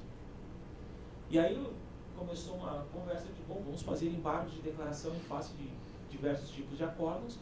Dependendo do relator, a gente apresenta um tipo de embargo de declaração. Eu digo, mas tem um negócio errado nisso aqui. Porque nós estamos muito reativos. Estamos reagindo diante daquilo que o relator diz. É como se a gente estivesse dizendo aquilo que o judiciário gostaria que a gente quisesse, o que fosse necessário dizer apenas para aquele caso. Eu digo, não, nós temos que adotar uma postura mais proativa. A primeira questão é o que a União quer que seja fixado como tese. Ok, estabelecemos a nossa estratégia, então agora nós vamos para cima defendendo uma tese, um modelo, de maneira uniforme. Isso é um olhar diferente, vocês concordam comigo? Isso é um olhar diferente, é um enfrentamento diferente do problema. Assim, as discussões lá da minha unidade, elas pegam fogo. Tá? Então, quando eu falo disso de uma maneira mais dura, parece, não se assusta. Mas é rigorosamente assim que a gente vê. E é um debate interessante. É uma discussão interessante que a gente tem que começar a pensar, tem que começar a refletir sobre isso. Aqui, eu vejo uma questão delicada que é, existe uma lógica no sistema, e a gente tem que pensar isso de maneira crítica. A lógica é, vamos lá, pelo Código de Defesa do Consumidor, a decisão só transita em julgado, no caso de procedência da ação, porque isso é pensar que, caso julgada a procedente ação, nós viabilizamos a proteção em face de uma lesão ou ameaça de lesão a direito. Qualquer outro resultado que não seja esse, faz com que eventualmente nós tenhamos aquela lesão ou ameaça de lesão a direito ainda, talvez, necessitando de proteção. Qualquer outro resultado que não seja esse da procedência da ação, veja que interessante, talvez seja um indicativo de que precisamos trabalhar mais. E é preciso insistir na discussão, é preciso seguir debatendo. Não é por acaso que a fórmula do 113, inciso 3 do Código de Defesa do Consumidor conversa com a do 104.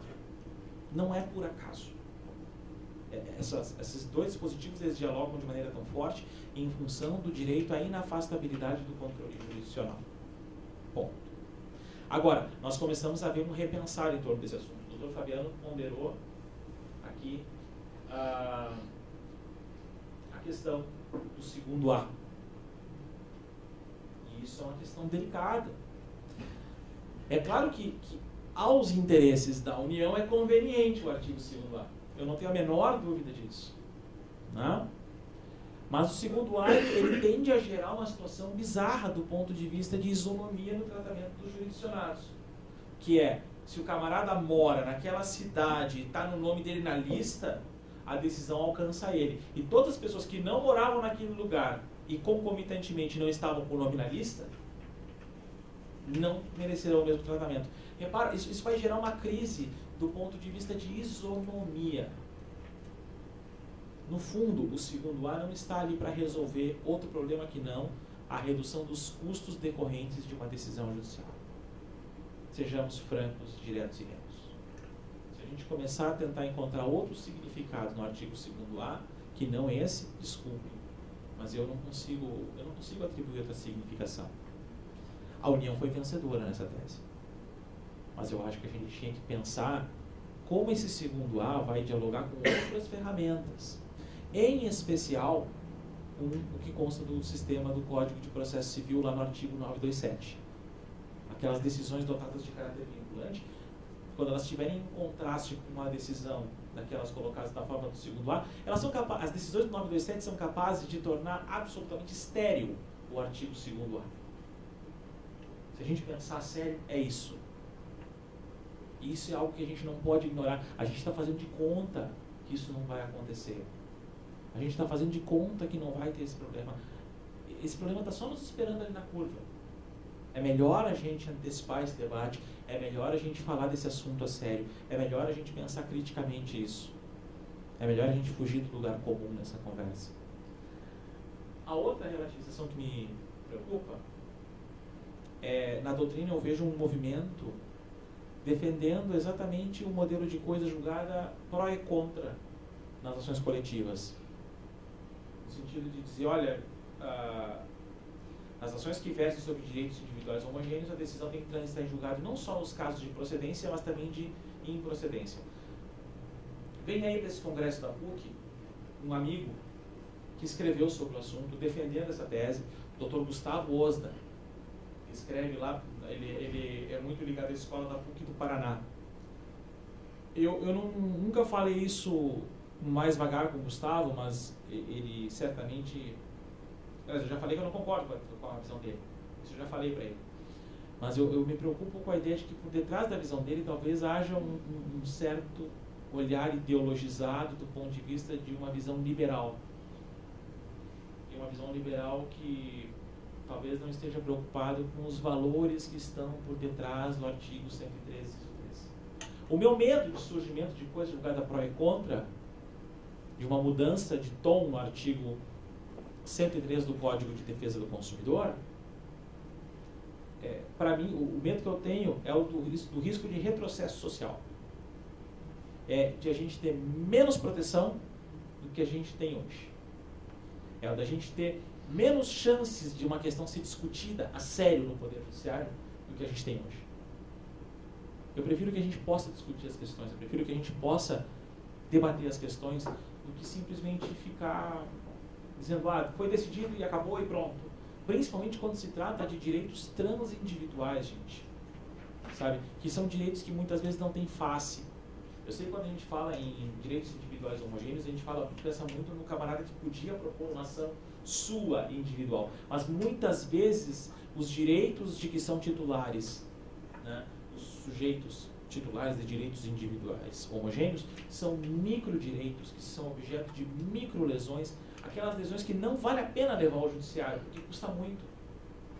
E se fosse proposta ação individualmente, não compensava. Sempre quando penso nisso, eu fico lembrando o que acontece na bomba do posto de gasolina, quando tu vai abastecer 1 litro, tu paga R$ 4,80 por 1 litro. E se o dono do posto colocasse 900 mililitros? Eu não vou discutir por causa de 48 centavos por litro.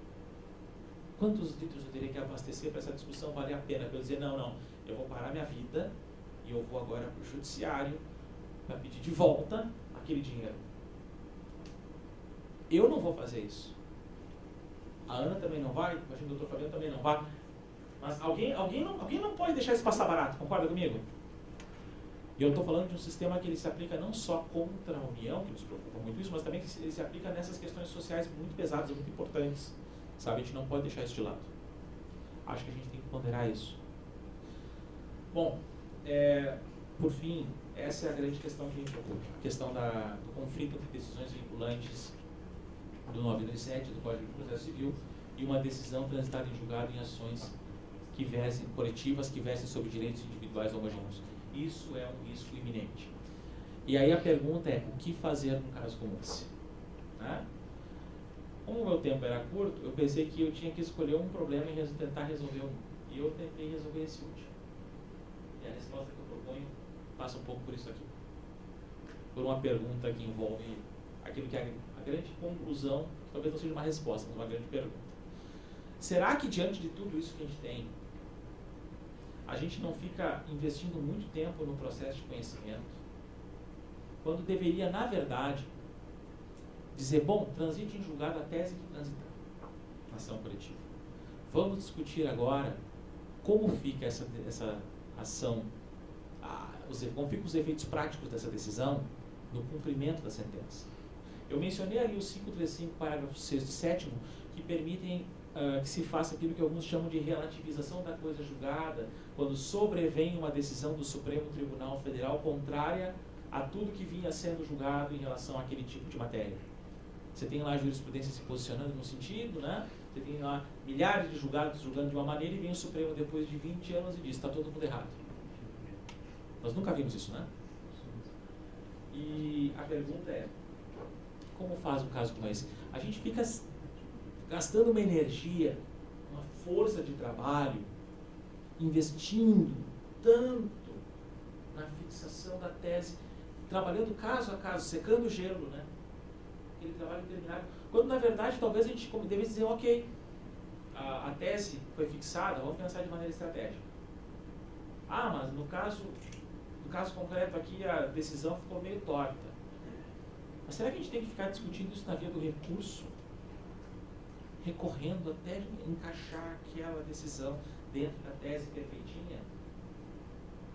Na verdade, eu acho que a grande questão é pensar que num conflito entre a tese fixada pelo Supremo Tribunal Federal ou pelo STJ para resolver direitos individuais homogêneos e a decisão do caso concreto, seja ela numa ação individual, seja numa ação que verse sobre direitos individuais homogêneos, haverá de existir a adequação dessa decisão do caso concreto ao precedente.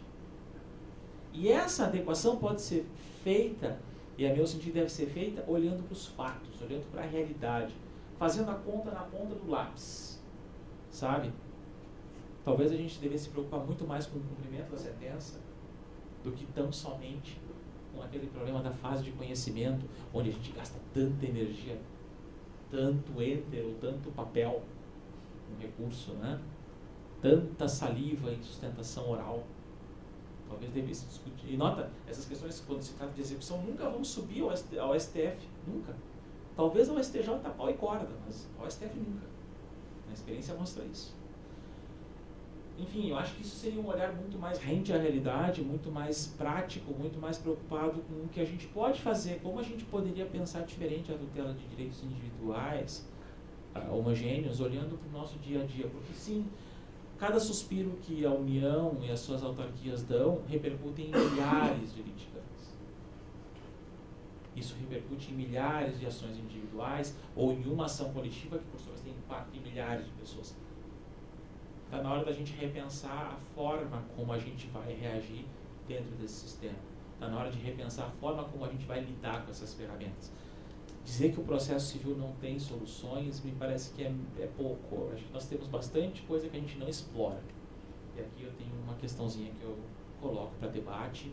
Enfim, deixo a pergunta no ar. Quero agradecer a vocês pela atenção e pela paciência de me ouvirem, então. E a partir daqui ficam abertos para perguntas, caso vocês tenham alguma questão, tanto para mim, como para o Dr. Fabiano, como para a doutora Ana. Muito obrigado.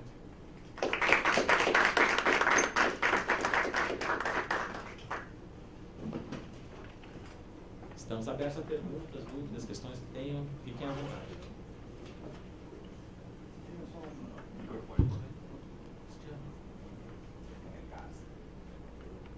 Bom, eu vou me aventurar aqui a fazer uma pergunta para os especialistas na matéria.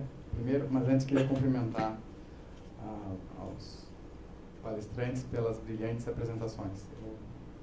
Eu já fui um grande estudioso de direito processual civil, gosto muito, e para mim está sendo muito interessante acompanhar as reflexões de vocês. Sobre as questões que, digamos, o processo não traga uma resposta e que a resposta tem que ser construída, achei muito interessante esse questionamento das decisões vinculantes posteriores, digamos, que contrariem coisa julgada. Minha pergunta seria o que vocês pensam sobre essas novidades que surgiram este ano na Lei 13.655, se eu não me engano, que diz que a autoridade judiciária, controladora e administrativa deve, ao proferir a decisão, levar em consequência as consequências jurídicas dela. Isso na criação do direito público e na aplicação do direito, né?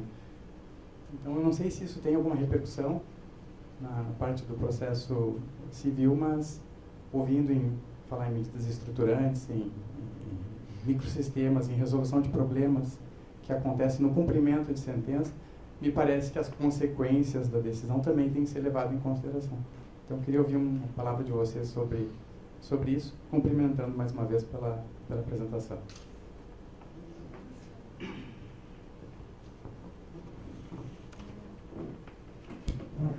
Eu vou responder uma parte da pergunta, assim, se vocês quiserem complementar.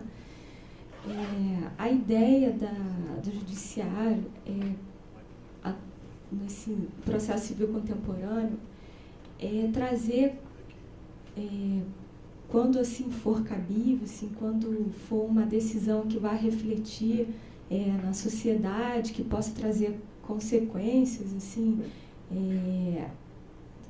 no âmbito bastante amplo, né, de interesses de pessoas, que haja bastante assim, a questão da audiência pública, do amicus curiae. Então, essa lei que fala das consequências, eu acho que está ligada com essa nova forma de trabalho do judiciário, assim, essa nova função do juiz, que é ele parar de decidir assim, isolado no gabinete dele, dando uma canetada, e ouvir mais a sociedade e todos os setores envolvidos.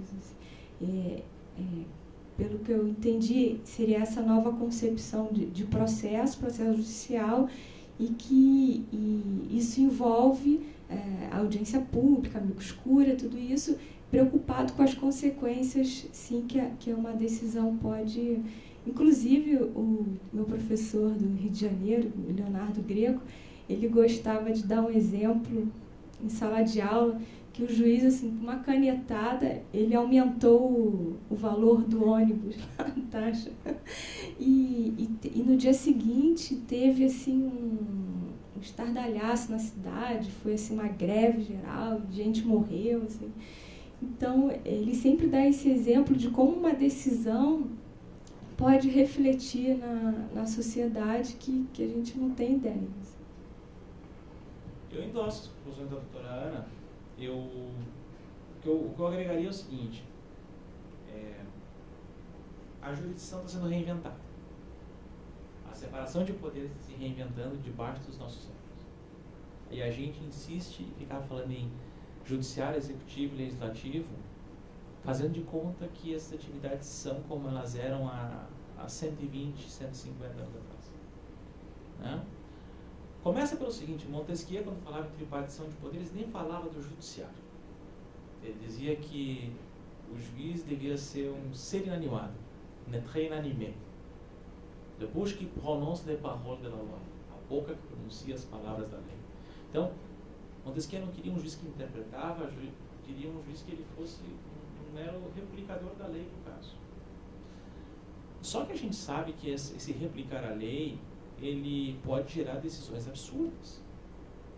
Na verdade, a gente tem que sim ter atenção para uma série de dimensões do humano, porque o direito serve ao homem, não ao contrário. E aí a grande questão é, bom, se o direito serve ao homem, a gente tem que entender o mundo no qual essa decisão vai ser proferida, e a decisão deve levar em conta os aspectos diversos desse mundo, né? Quando um juiz vem e diz, quando um ministro vem e diz, olha, eu julgo, dou provimento a um recurso da União ou de uma autarquia, um recurso extraordinário dotado de repercussão geral, esse ministro tem que pensar nas consequências. Ele tem que pensar nas consequências disso. E quando a gente vai discutir essas questões, a gente volta e meia vê a discussão sendo tratada, vinha sendo tratada de uma maneira às vezes meio banal, meio na base da axiologia, né? Em matéria tributária, volta e meia vinham os argumentos de que, do ponto de vista do ente público, vai quebrar as finanças públicas, vamos quebrar os cofres públicos, se o ente público perder. E se fosse do ponto de vista do empresário, vai quebrar um setor da economia. E ninguém quebrou. Estamos todos aqui. Quando vem reformas, principalmente vem leis novas, vem esse argumento ad terrorem, né? Quando veio a legislação que mudou, por exemplo, a possibilidade dos direitos das domésticas, e o direito em favor das domésticas, foi um terror. As pessoas diziam, não, mas ninguém mais vai ser doméstica, porque ninguém vai contratar. E isso tudo sim, num país que não tem nenhuma estatística para falar desses assuntos. Ou que não usa essas estatísticas, que não olha para a realidade, que diz, eu acho que, fechado num gabinete, Schiano falava, um juiz fechado num gabinete, numa bolha, imaginava que o mundo era assim. Não, é fundamental que ele tenha essa compreensão do mundo. Audiências públicas servem muito para isso. Mas eu acho que tem que ter, mais do que só audiência pública, o juiz vai ter que se subsidiar muito mais para proferir decisões. E sim, é bom que ele tenha esse olhar crítico. Não que o juiz tenha que julgar de maneira consequencialista, porque esse é o perigo também, né? A gente vê muito consequencialismo, do tipo, eu não vou julgar de tal maneira porque senão vou chegar em tal conclusão. É disso que trata a lei, né? É disso que trata a lei. Quem estuda essa lei fala muito que foram acolhidas orientações de Law and Economics. Né? Eu não sei se podemos falar em puro Law and Economics, acho que teria que pensar muito mais sobre isso, é um tema bem delicado. Mas é certo que existe uma reinvenção da função de julgar. Que a função de julgar não é só de aplicar a norma para o caso concreto. Não, é de aplicar a norma para o caso concreto olhando o contexto social no qual esse caso concreto se insere. E nós, de novo, somos os protagonistas. Bem, no fundo, nós defendemos o contexto, a ordenação social. Porque o que o Estado faz, o que as autarquias fazem, se não tentar botar alguma ordem no caos. É um pouco isso, né? A gente tem que começar a pensar isso de maneira crítica de novo. Eu acho que é bem-vindo uma lei como essa. Vai dar muito mais trabalho. Quando me perguntam se a lei é melhor ou ela é pior, me perguntavam muito sobre o Código de Processo Civil também. E eu sempre disse, alguns amigos que estão aqui já me viram falar isso, que as leis, na verdade, elas não eram nem piores nem melhores, elas são mais exigentes. Elas tornam o nosso trabalho mais complexo. Ano que vem eu fecho 20 anos de advocacia. Né? 20 anos de advocacia. Muito menos cabelo, e o pouco cabelo que ainda tenho está branqueando. O mundo mudou muito em 20 anos. Sabe, nós tínhamos 19, 20 emendas à Constituição. Já são quase 100, sem contar as de revisão. Sabe, só falando das emendas à Constituição. Nós tínhamos nem 9 mil leis, talvez. Pouco mais de 9 mil leis. Hoje, nós estamos em quase 15 mil leis ordinárias. Sabe? O mundo mudou muito, se tornou mais complexo. É muito mais trabalhoso. Naturalmente, a gente tem que começar a pensar nas consequências também. E aí eu acho que, de novo, a gente tem que começar a ter essa postura proativa. A gente tem que, talvez, sair na frente e dizer, olha só, o mundo pode ficar assim se vier uma decisão. Mas, de novo, não na base do consequencialismo, mas pensando em como a gente gostaria que o mundo fosse. Talvez fosse isso que a advocacia pública pudesse trazer no judiciário, sabe? Um projeto de mundo. E dizer, olha, se as decisões forem de tal jeito, a gente pode construir um mundo melhor assim. Sabe? Enxergar o processo de trás para frente. Eu acho que a gente vai ter que repensar a nossa atuação. Eu estou com uma absoluta convicção de que muitos fatores da vida estão mudando a nossa realidade. Eu nem entrei, por exemplo, num outro que o Danilo sabe que eu gosto muito de falar sobre ele, que é tecnologia. Que é outro vespeiro. Mas a pergunta é muito boa do Cristiano, porque ela nos coloca a pensar. E que bom que a gente vê a chefia da Procuradoria Regional Federal pensando nisso, preocupada com isso. Isso é muito importante. Eu me lembro, uma vez a gente atuou junto numa causa que ainda está em julgamento. Atuamos com a área administrativa. Uma questão sensível até.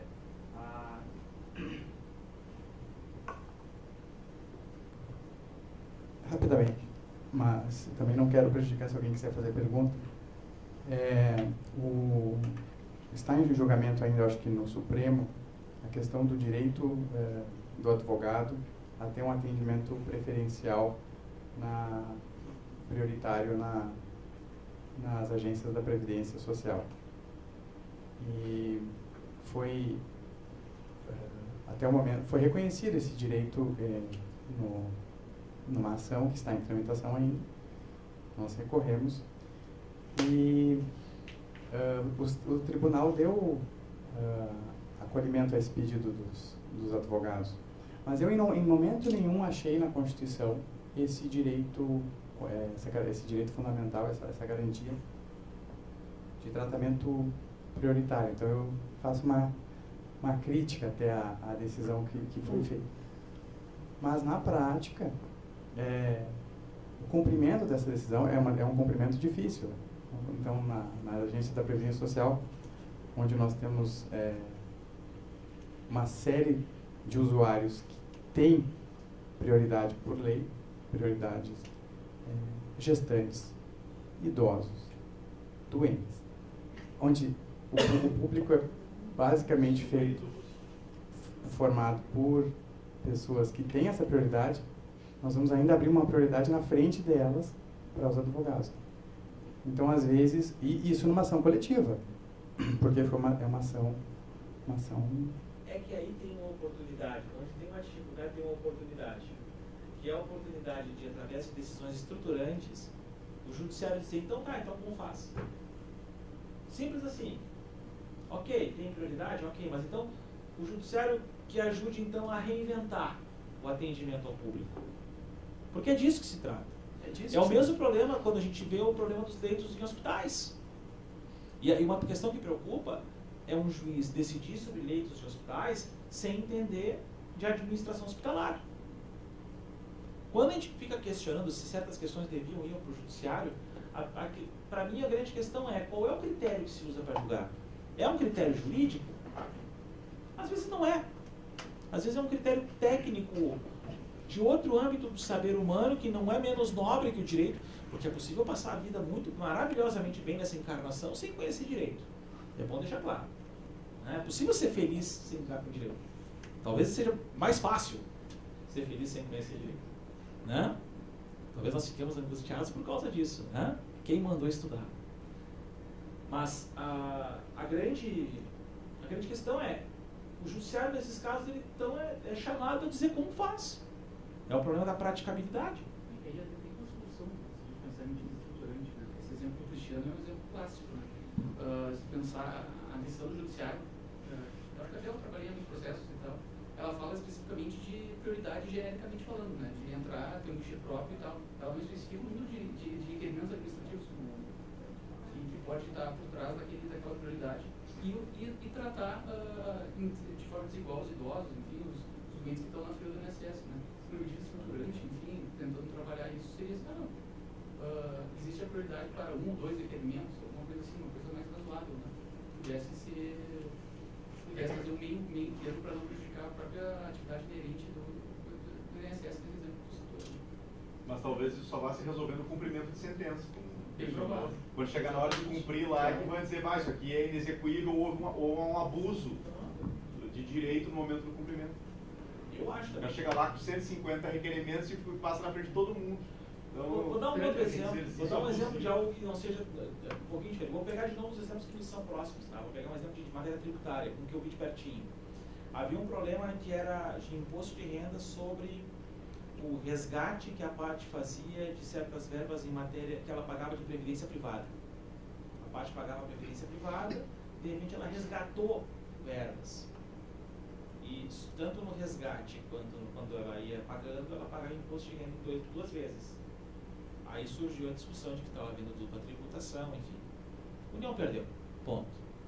O problema prático era como calcula a repetição de débito num caso desse, porque quando eu resgato verbas no fundo de previdência privada, o cálculo não é um cálculo matemático desses do tipo de poupança, como se eu tivesse aportado valores para uma poupança minha, sabe?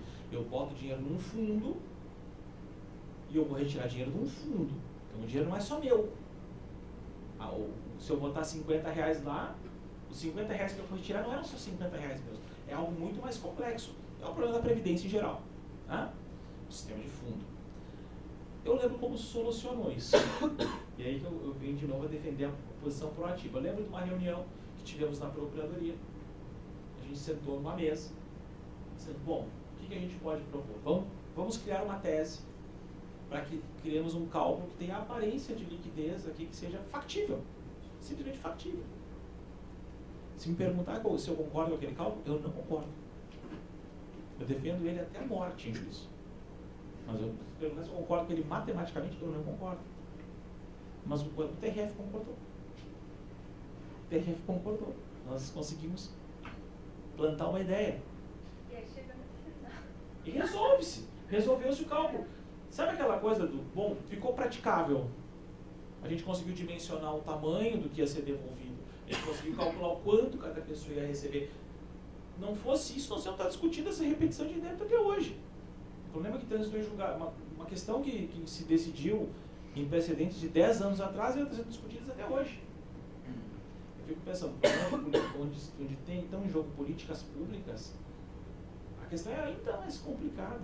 É ainda mais complicada. Mas eu acho que o judiciário tem que ser chamado a dizer, então, o que ele entende com aquelas palavras que ele usa. O que ele quer dizer. E não é feio fazer isso.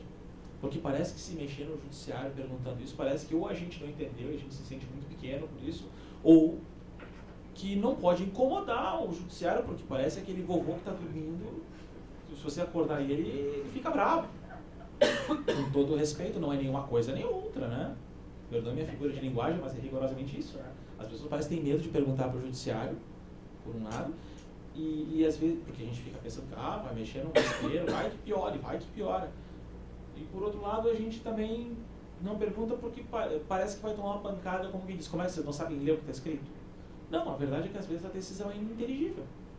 Tem uma tese uma dissertação de mestrado, se não me engano, não, uma tese de doutorado de um procurador federal aqui da casa, que é muito talentoso, chamado Clovis Cambridge. Imagino que vocês conheçam o Dr. Clovis, sobre coisa julgada em relação à decisão obscura, sentença obscura. Baita trabalho. E eu acho que esse tipo de enfrentamento precisa ser feito. No fundo, muitas decisões estruturantes surgem porque a decisão transitada em julgado é obscura.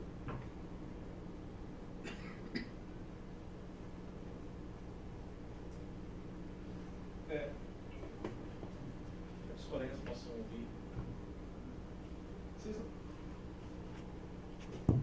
Eu queria saber se você não acha que a coletiva vai cair em desuso com o IRDR? Com esses problemas aí, antes de fazer algumas colocações, assim, o que vocês pensam? Bem, realmente, o IRDR vem para, em matéria de direitos individuais homogêneos, eu acho que a ideia geralmente já existe uma tendência, até considerando antes até do IRDR os recursos repetitivos na matéria previdenciária e tal. Eu acho que na matéria, na área de direitos difusos, ainda acho que a tutela coletiva ainda se mantém bem forte, né? Porque senão a gente não vai ter nenhum respaldo em matérias sensíveis aí com os procedimentos internados, de meio ambiente, basicamente. Sim, não teria repetição, né, dos processos, talvez, que pudessem ensejar o IRDR. Eu iria por aí. Uma coisa que eu queria comentar sobre a questão das coletivas, né? Eu estava trabalhando até pouco tempo em cumprimento de sentença, né, exclusivo, mas me deparei com uma questão que me causou perplexidade. Eu levei lá para a equipe de tribunais e tal, que eu peguei o processo, cumprimento de sentença, de pensionista e sucessores de pensionista, né? E daí eu fui verificar que o servidor instituidor da pensão tinha falecido antes do ajuizamento da coletiva. Então vejam aonde que os sindicatos querem levar esse negócio.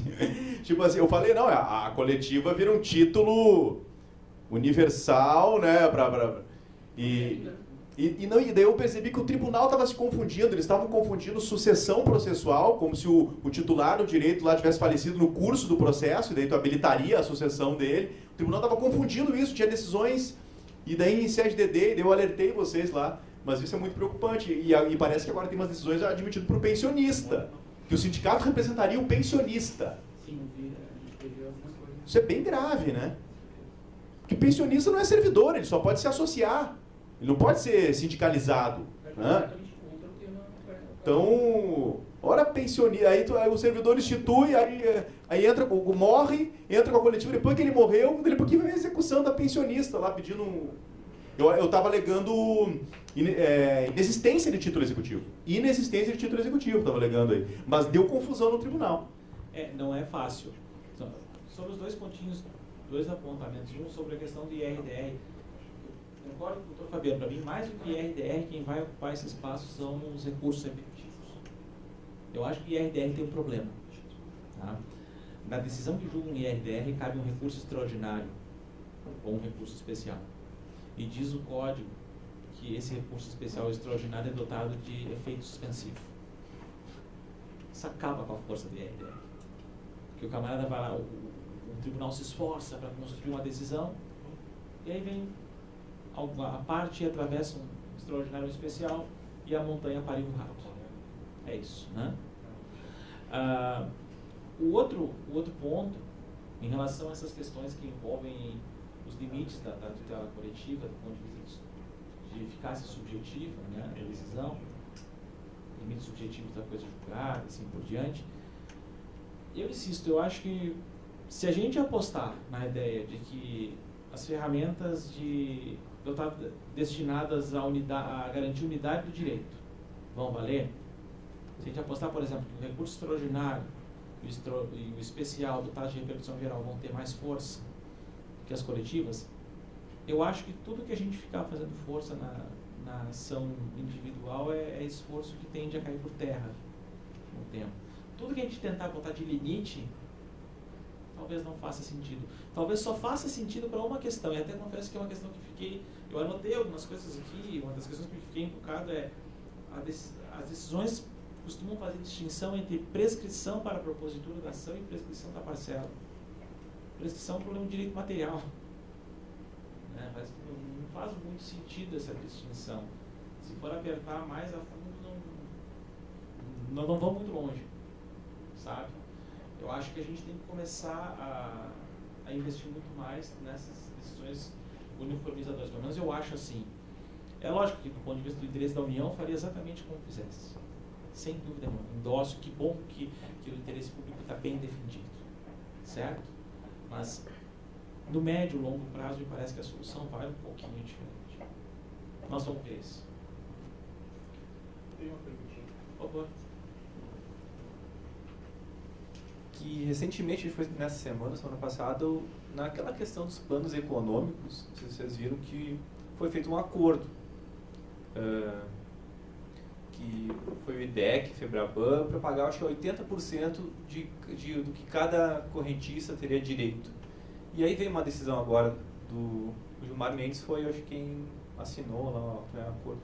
Foi a decisão dele suspendendo qualquer execução individual de título que alguém tenha ganhado uma ação em razão do acordo.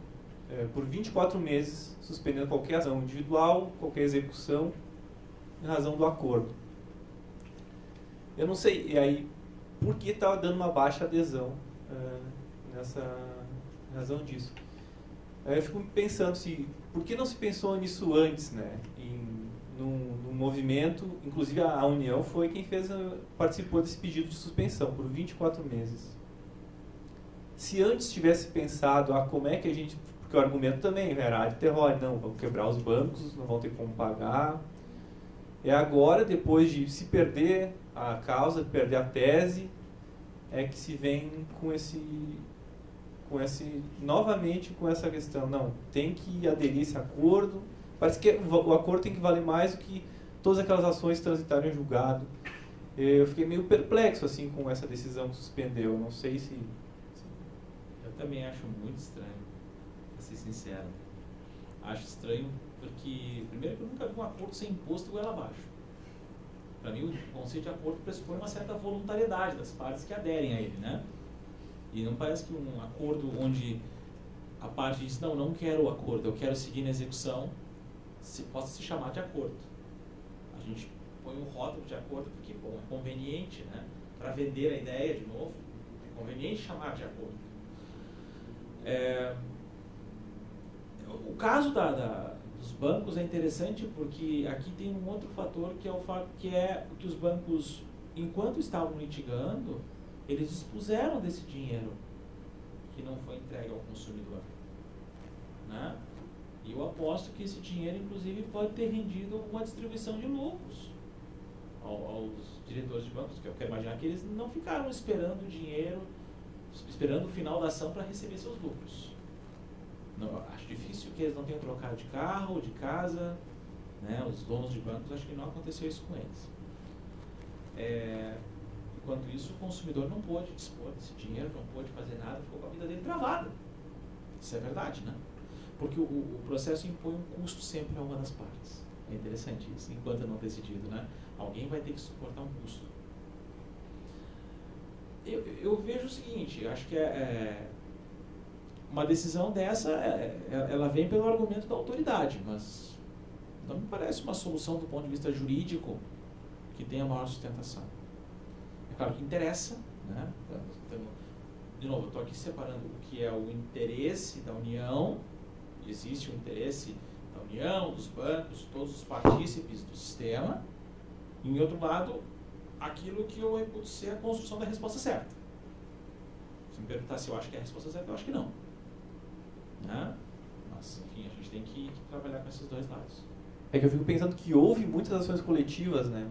Não se tentou, no momento prévio, talvez se dar uma solução mais, talvez dessas medidas, talvez que a doutora Ana falou, de estruturantes antes, né? De como se buscar ali uma solução. Não se buscou, foi omisso, digamos assim, houve uma omissão dos bancos e agora vem tentar salvar de uma outra forma. Mas é que entra aqui a questão de uma ação estratégica da parte dos litigantes, né? Aos bancos era conveniente dizer não concordo, estrategicamente, dizer eu pago depois, posso até perder, mas não vou perder agora. E vou dispor desse dinheiro, eu vou jogar com esse dinheiro e depois a gente vê como faz. Então, talvez a gente consiga até colocar isso na conta de alguém. Muitas vezes o que acontece é isso, né? Nós já vimos lá na Procuradoria da Fazenda Nacional, o colega já viu isso comigo, a União, por exemplo, arcar com créditos podres, que pertenciam a bancos e que, quando eram incobráveis, foram transferidos para a União. Aquela carteira foi transferida para a União. E é uma coisa para pensar, será que não era de lidar com esses créditos antes de maneira adequada? O problema não é tanto um problema de direito processual, é um problema de direito material. Pelo menos assim eu vejo. O problema que a doutora Ana traz aqui, eu acho que é um pouquinho diferente, que é o de pensar que no cumprimento de certas decisões, acho que é muito mais um problema de execução, a gente tem que começar a ver como o judiciário e o executivo podem se integrar para gerar uma solução dotada de praticabilidade. É isso. Se eu tivesse que pensar numa medida próxima do estruturante, num caso de envolvesse ação coletiva como essa, era dizer, bom, então tá, vamos impor aos bancos que formem um fundo garantidor para o caso de eles serem derrotados. É claro que isso teria impacto no sistema financeiro, mas seria o mais próximo de uma solução que teria uma espécie, uma função de garantia, né, para a futura satisfação, uma espécie de calção. Né? Pensando assim, em voz alta, não sei o que é. No processo estruturante, é importante ressaltar que são várias decisões que são tomadas no processo, não é apenas uma decisão. Há uma primeira decisão mais genérica, assim, de princípios, de estabelecer um microsistema, e à medida que for passando o tempo, que outros fatos foram ocorrendo, o juiz ele vai estabelecendo outras decisões. Agora, o processo estruturante ele também está muito relacionado a políticas públicas, né? Seria políticas públicas relacionadas à União Federal e suas autarquias. O banco ele também tem muito, assim, muito interesse particular dele, né? Então, aí entra a questão mais da estratégia, realmente, como o Luiz estava falando. Sim, né? mas eu entendi perfeitamente. Só que, ao mesmo tempo, esse pedido que eu falei da suspensão foi a União que entrou junto com o banco, para ver como, então, a União está se arvorando desse, como algo não só um direito, algo monetário, mas algo estrutural, digamos assim, do sistema financeiro como um todo. Eu não li especificamente a lição que você está colocando, eu vi só por manchetes também, mas me parece que eu acho que o que está acontecendo aqui, eu acho que o ministro Gilmar Ferreira Mendes foi sensível nesse aspecto, é a questão de privilegiar a solução de massa. A solução foi construída com a AGU, com todas as entidades de banco, com todas as entidades de correntistas, né? E ele dando um prazo para tentar haver uma composição nos termos daquele acordo que foi feito, né? Eu acho que o privilégio da solução de massa, o privilégio da solução única e a isonomia entre os correntistas aí na questão do pagamento parece que prevalece aí para fins até de respaldar a atuação da União nesse processo, né? Enfim, a própria decisão parece que eu iria por esse caminho, assim, um pouco diferente do que é uma ótica que me ocorreu nesse momento. Sim. Eu ainda acho que a questão da solução homogeneizadora, né, uniformizadora, não me parece que seja tanto isso, porque, de novo, um acordo ele pressupõe que você venha a aderir, caso a caso. Né? Quer dizer, você se sujeita a uma circunstância diferente, justamente o acordo pressupõe a possibilidade de diferenciar casos. E dizer, não, eu não vou adotar certa, não vou esperar para receber. Essa seria a solução uniforme, né? Eu opto por receber antes, mas receber menos. O que me causa um certo impacto é a ideia de que um acordo possa ser empurrado goela abaixo. Agora, eu vejo que a atuação da União é legítima, nisso eu concordo.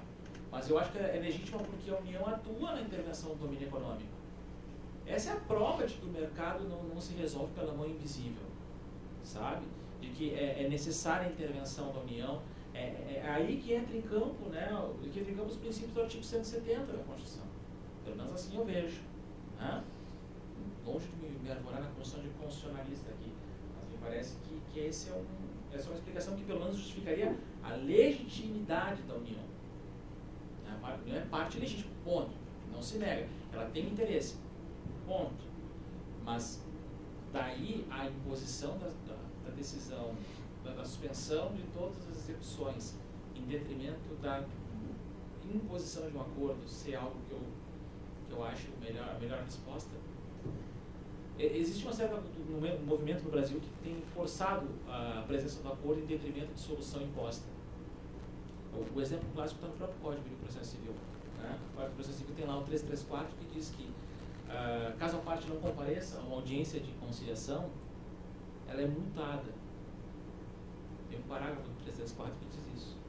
Se a parte, bem, se as partes não disseram não quero audiência, vai ter audiência. E caso uma delas não compareça injustificadamente, e aí descobramos nós o que significa ser injustificado, não comparecimento, a parte é multada, quer dizer, a parte ela toma uma multa na cabeça por ela não comparecer voluntariamente a um acordo para o qual ela é chamada se quiser comparecer.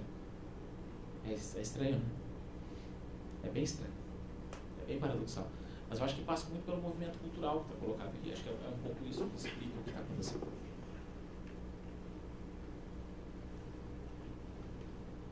Bom, senhoras e senhores, alguma pergunta a mais?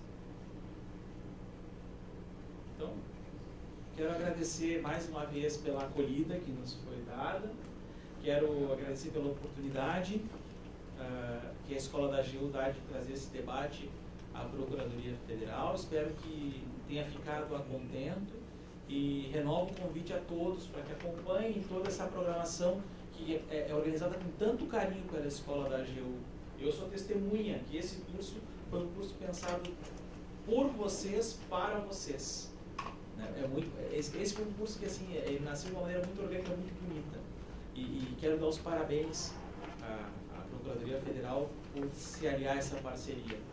E, de novo, chamar a todos para que se unam em todas as atividades de capacitação. Agradeço a todos, então, e dou por encerrados os trabalhos. Obrigado.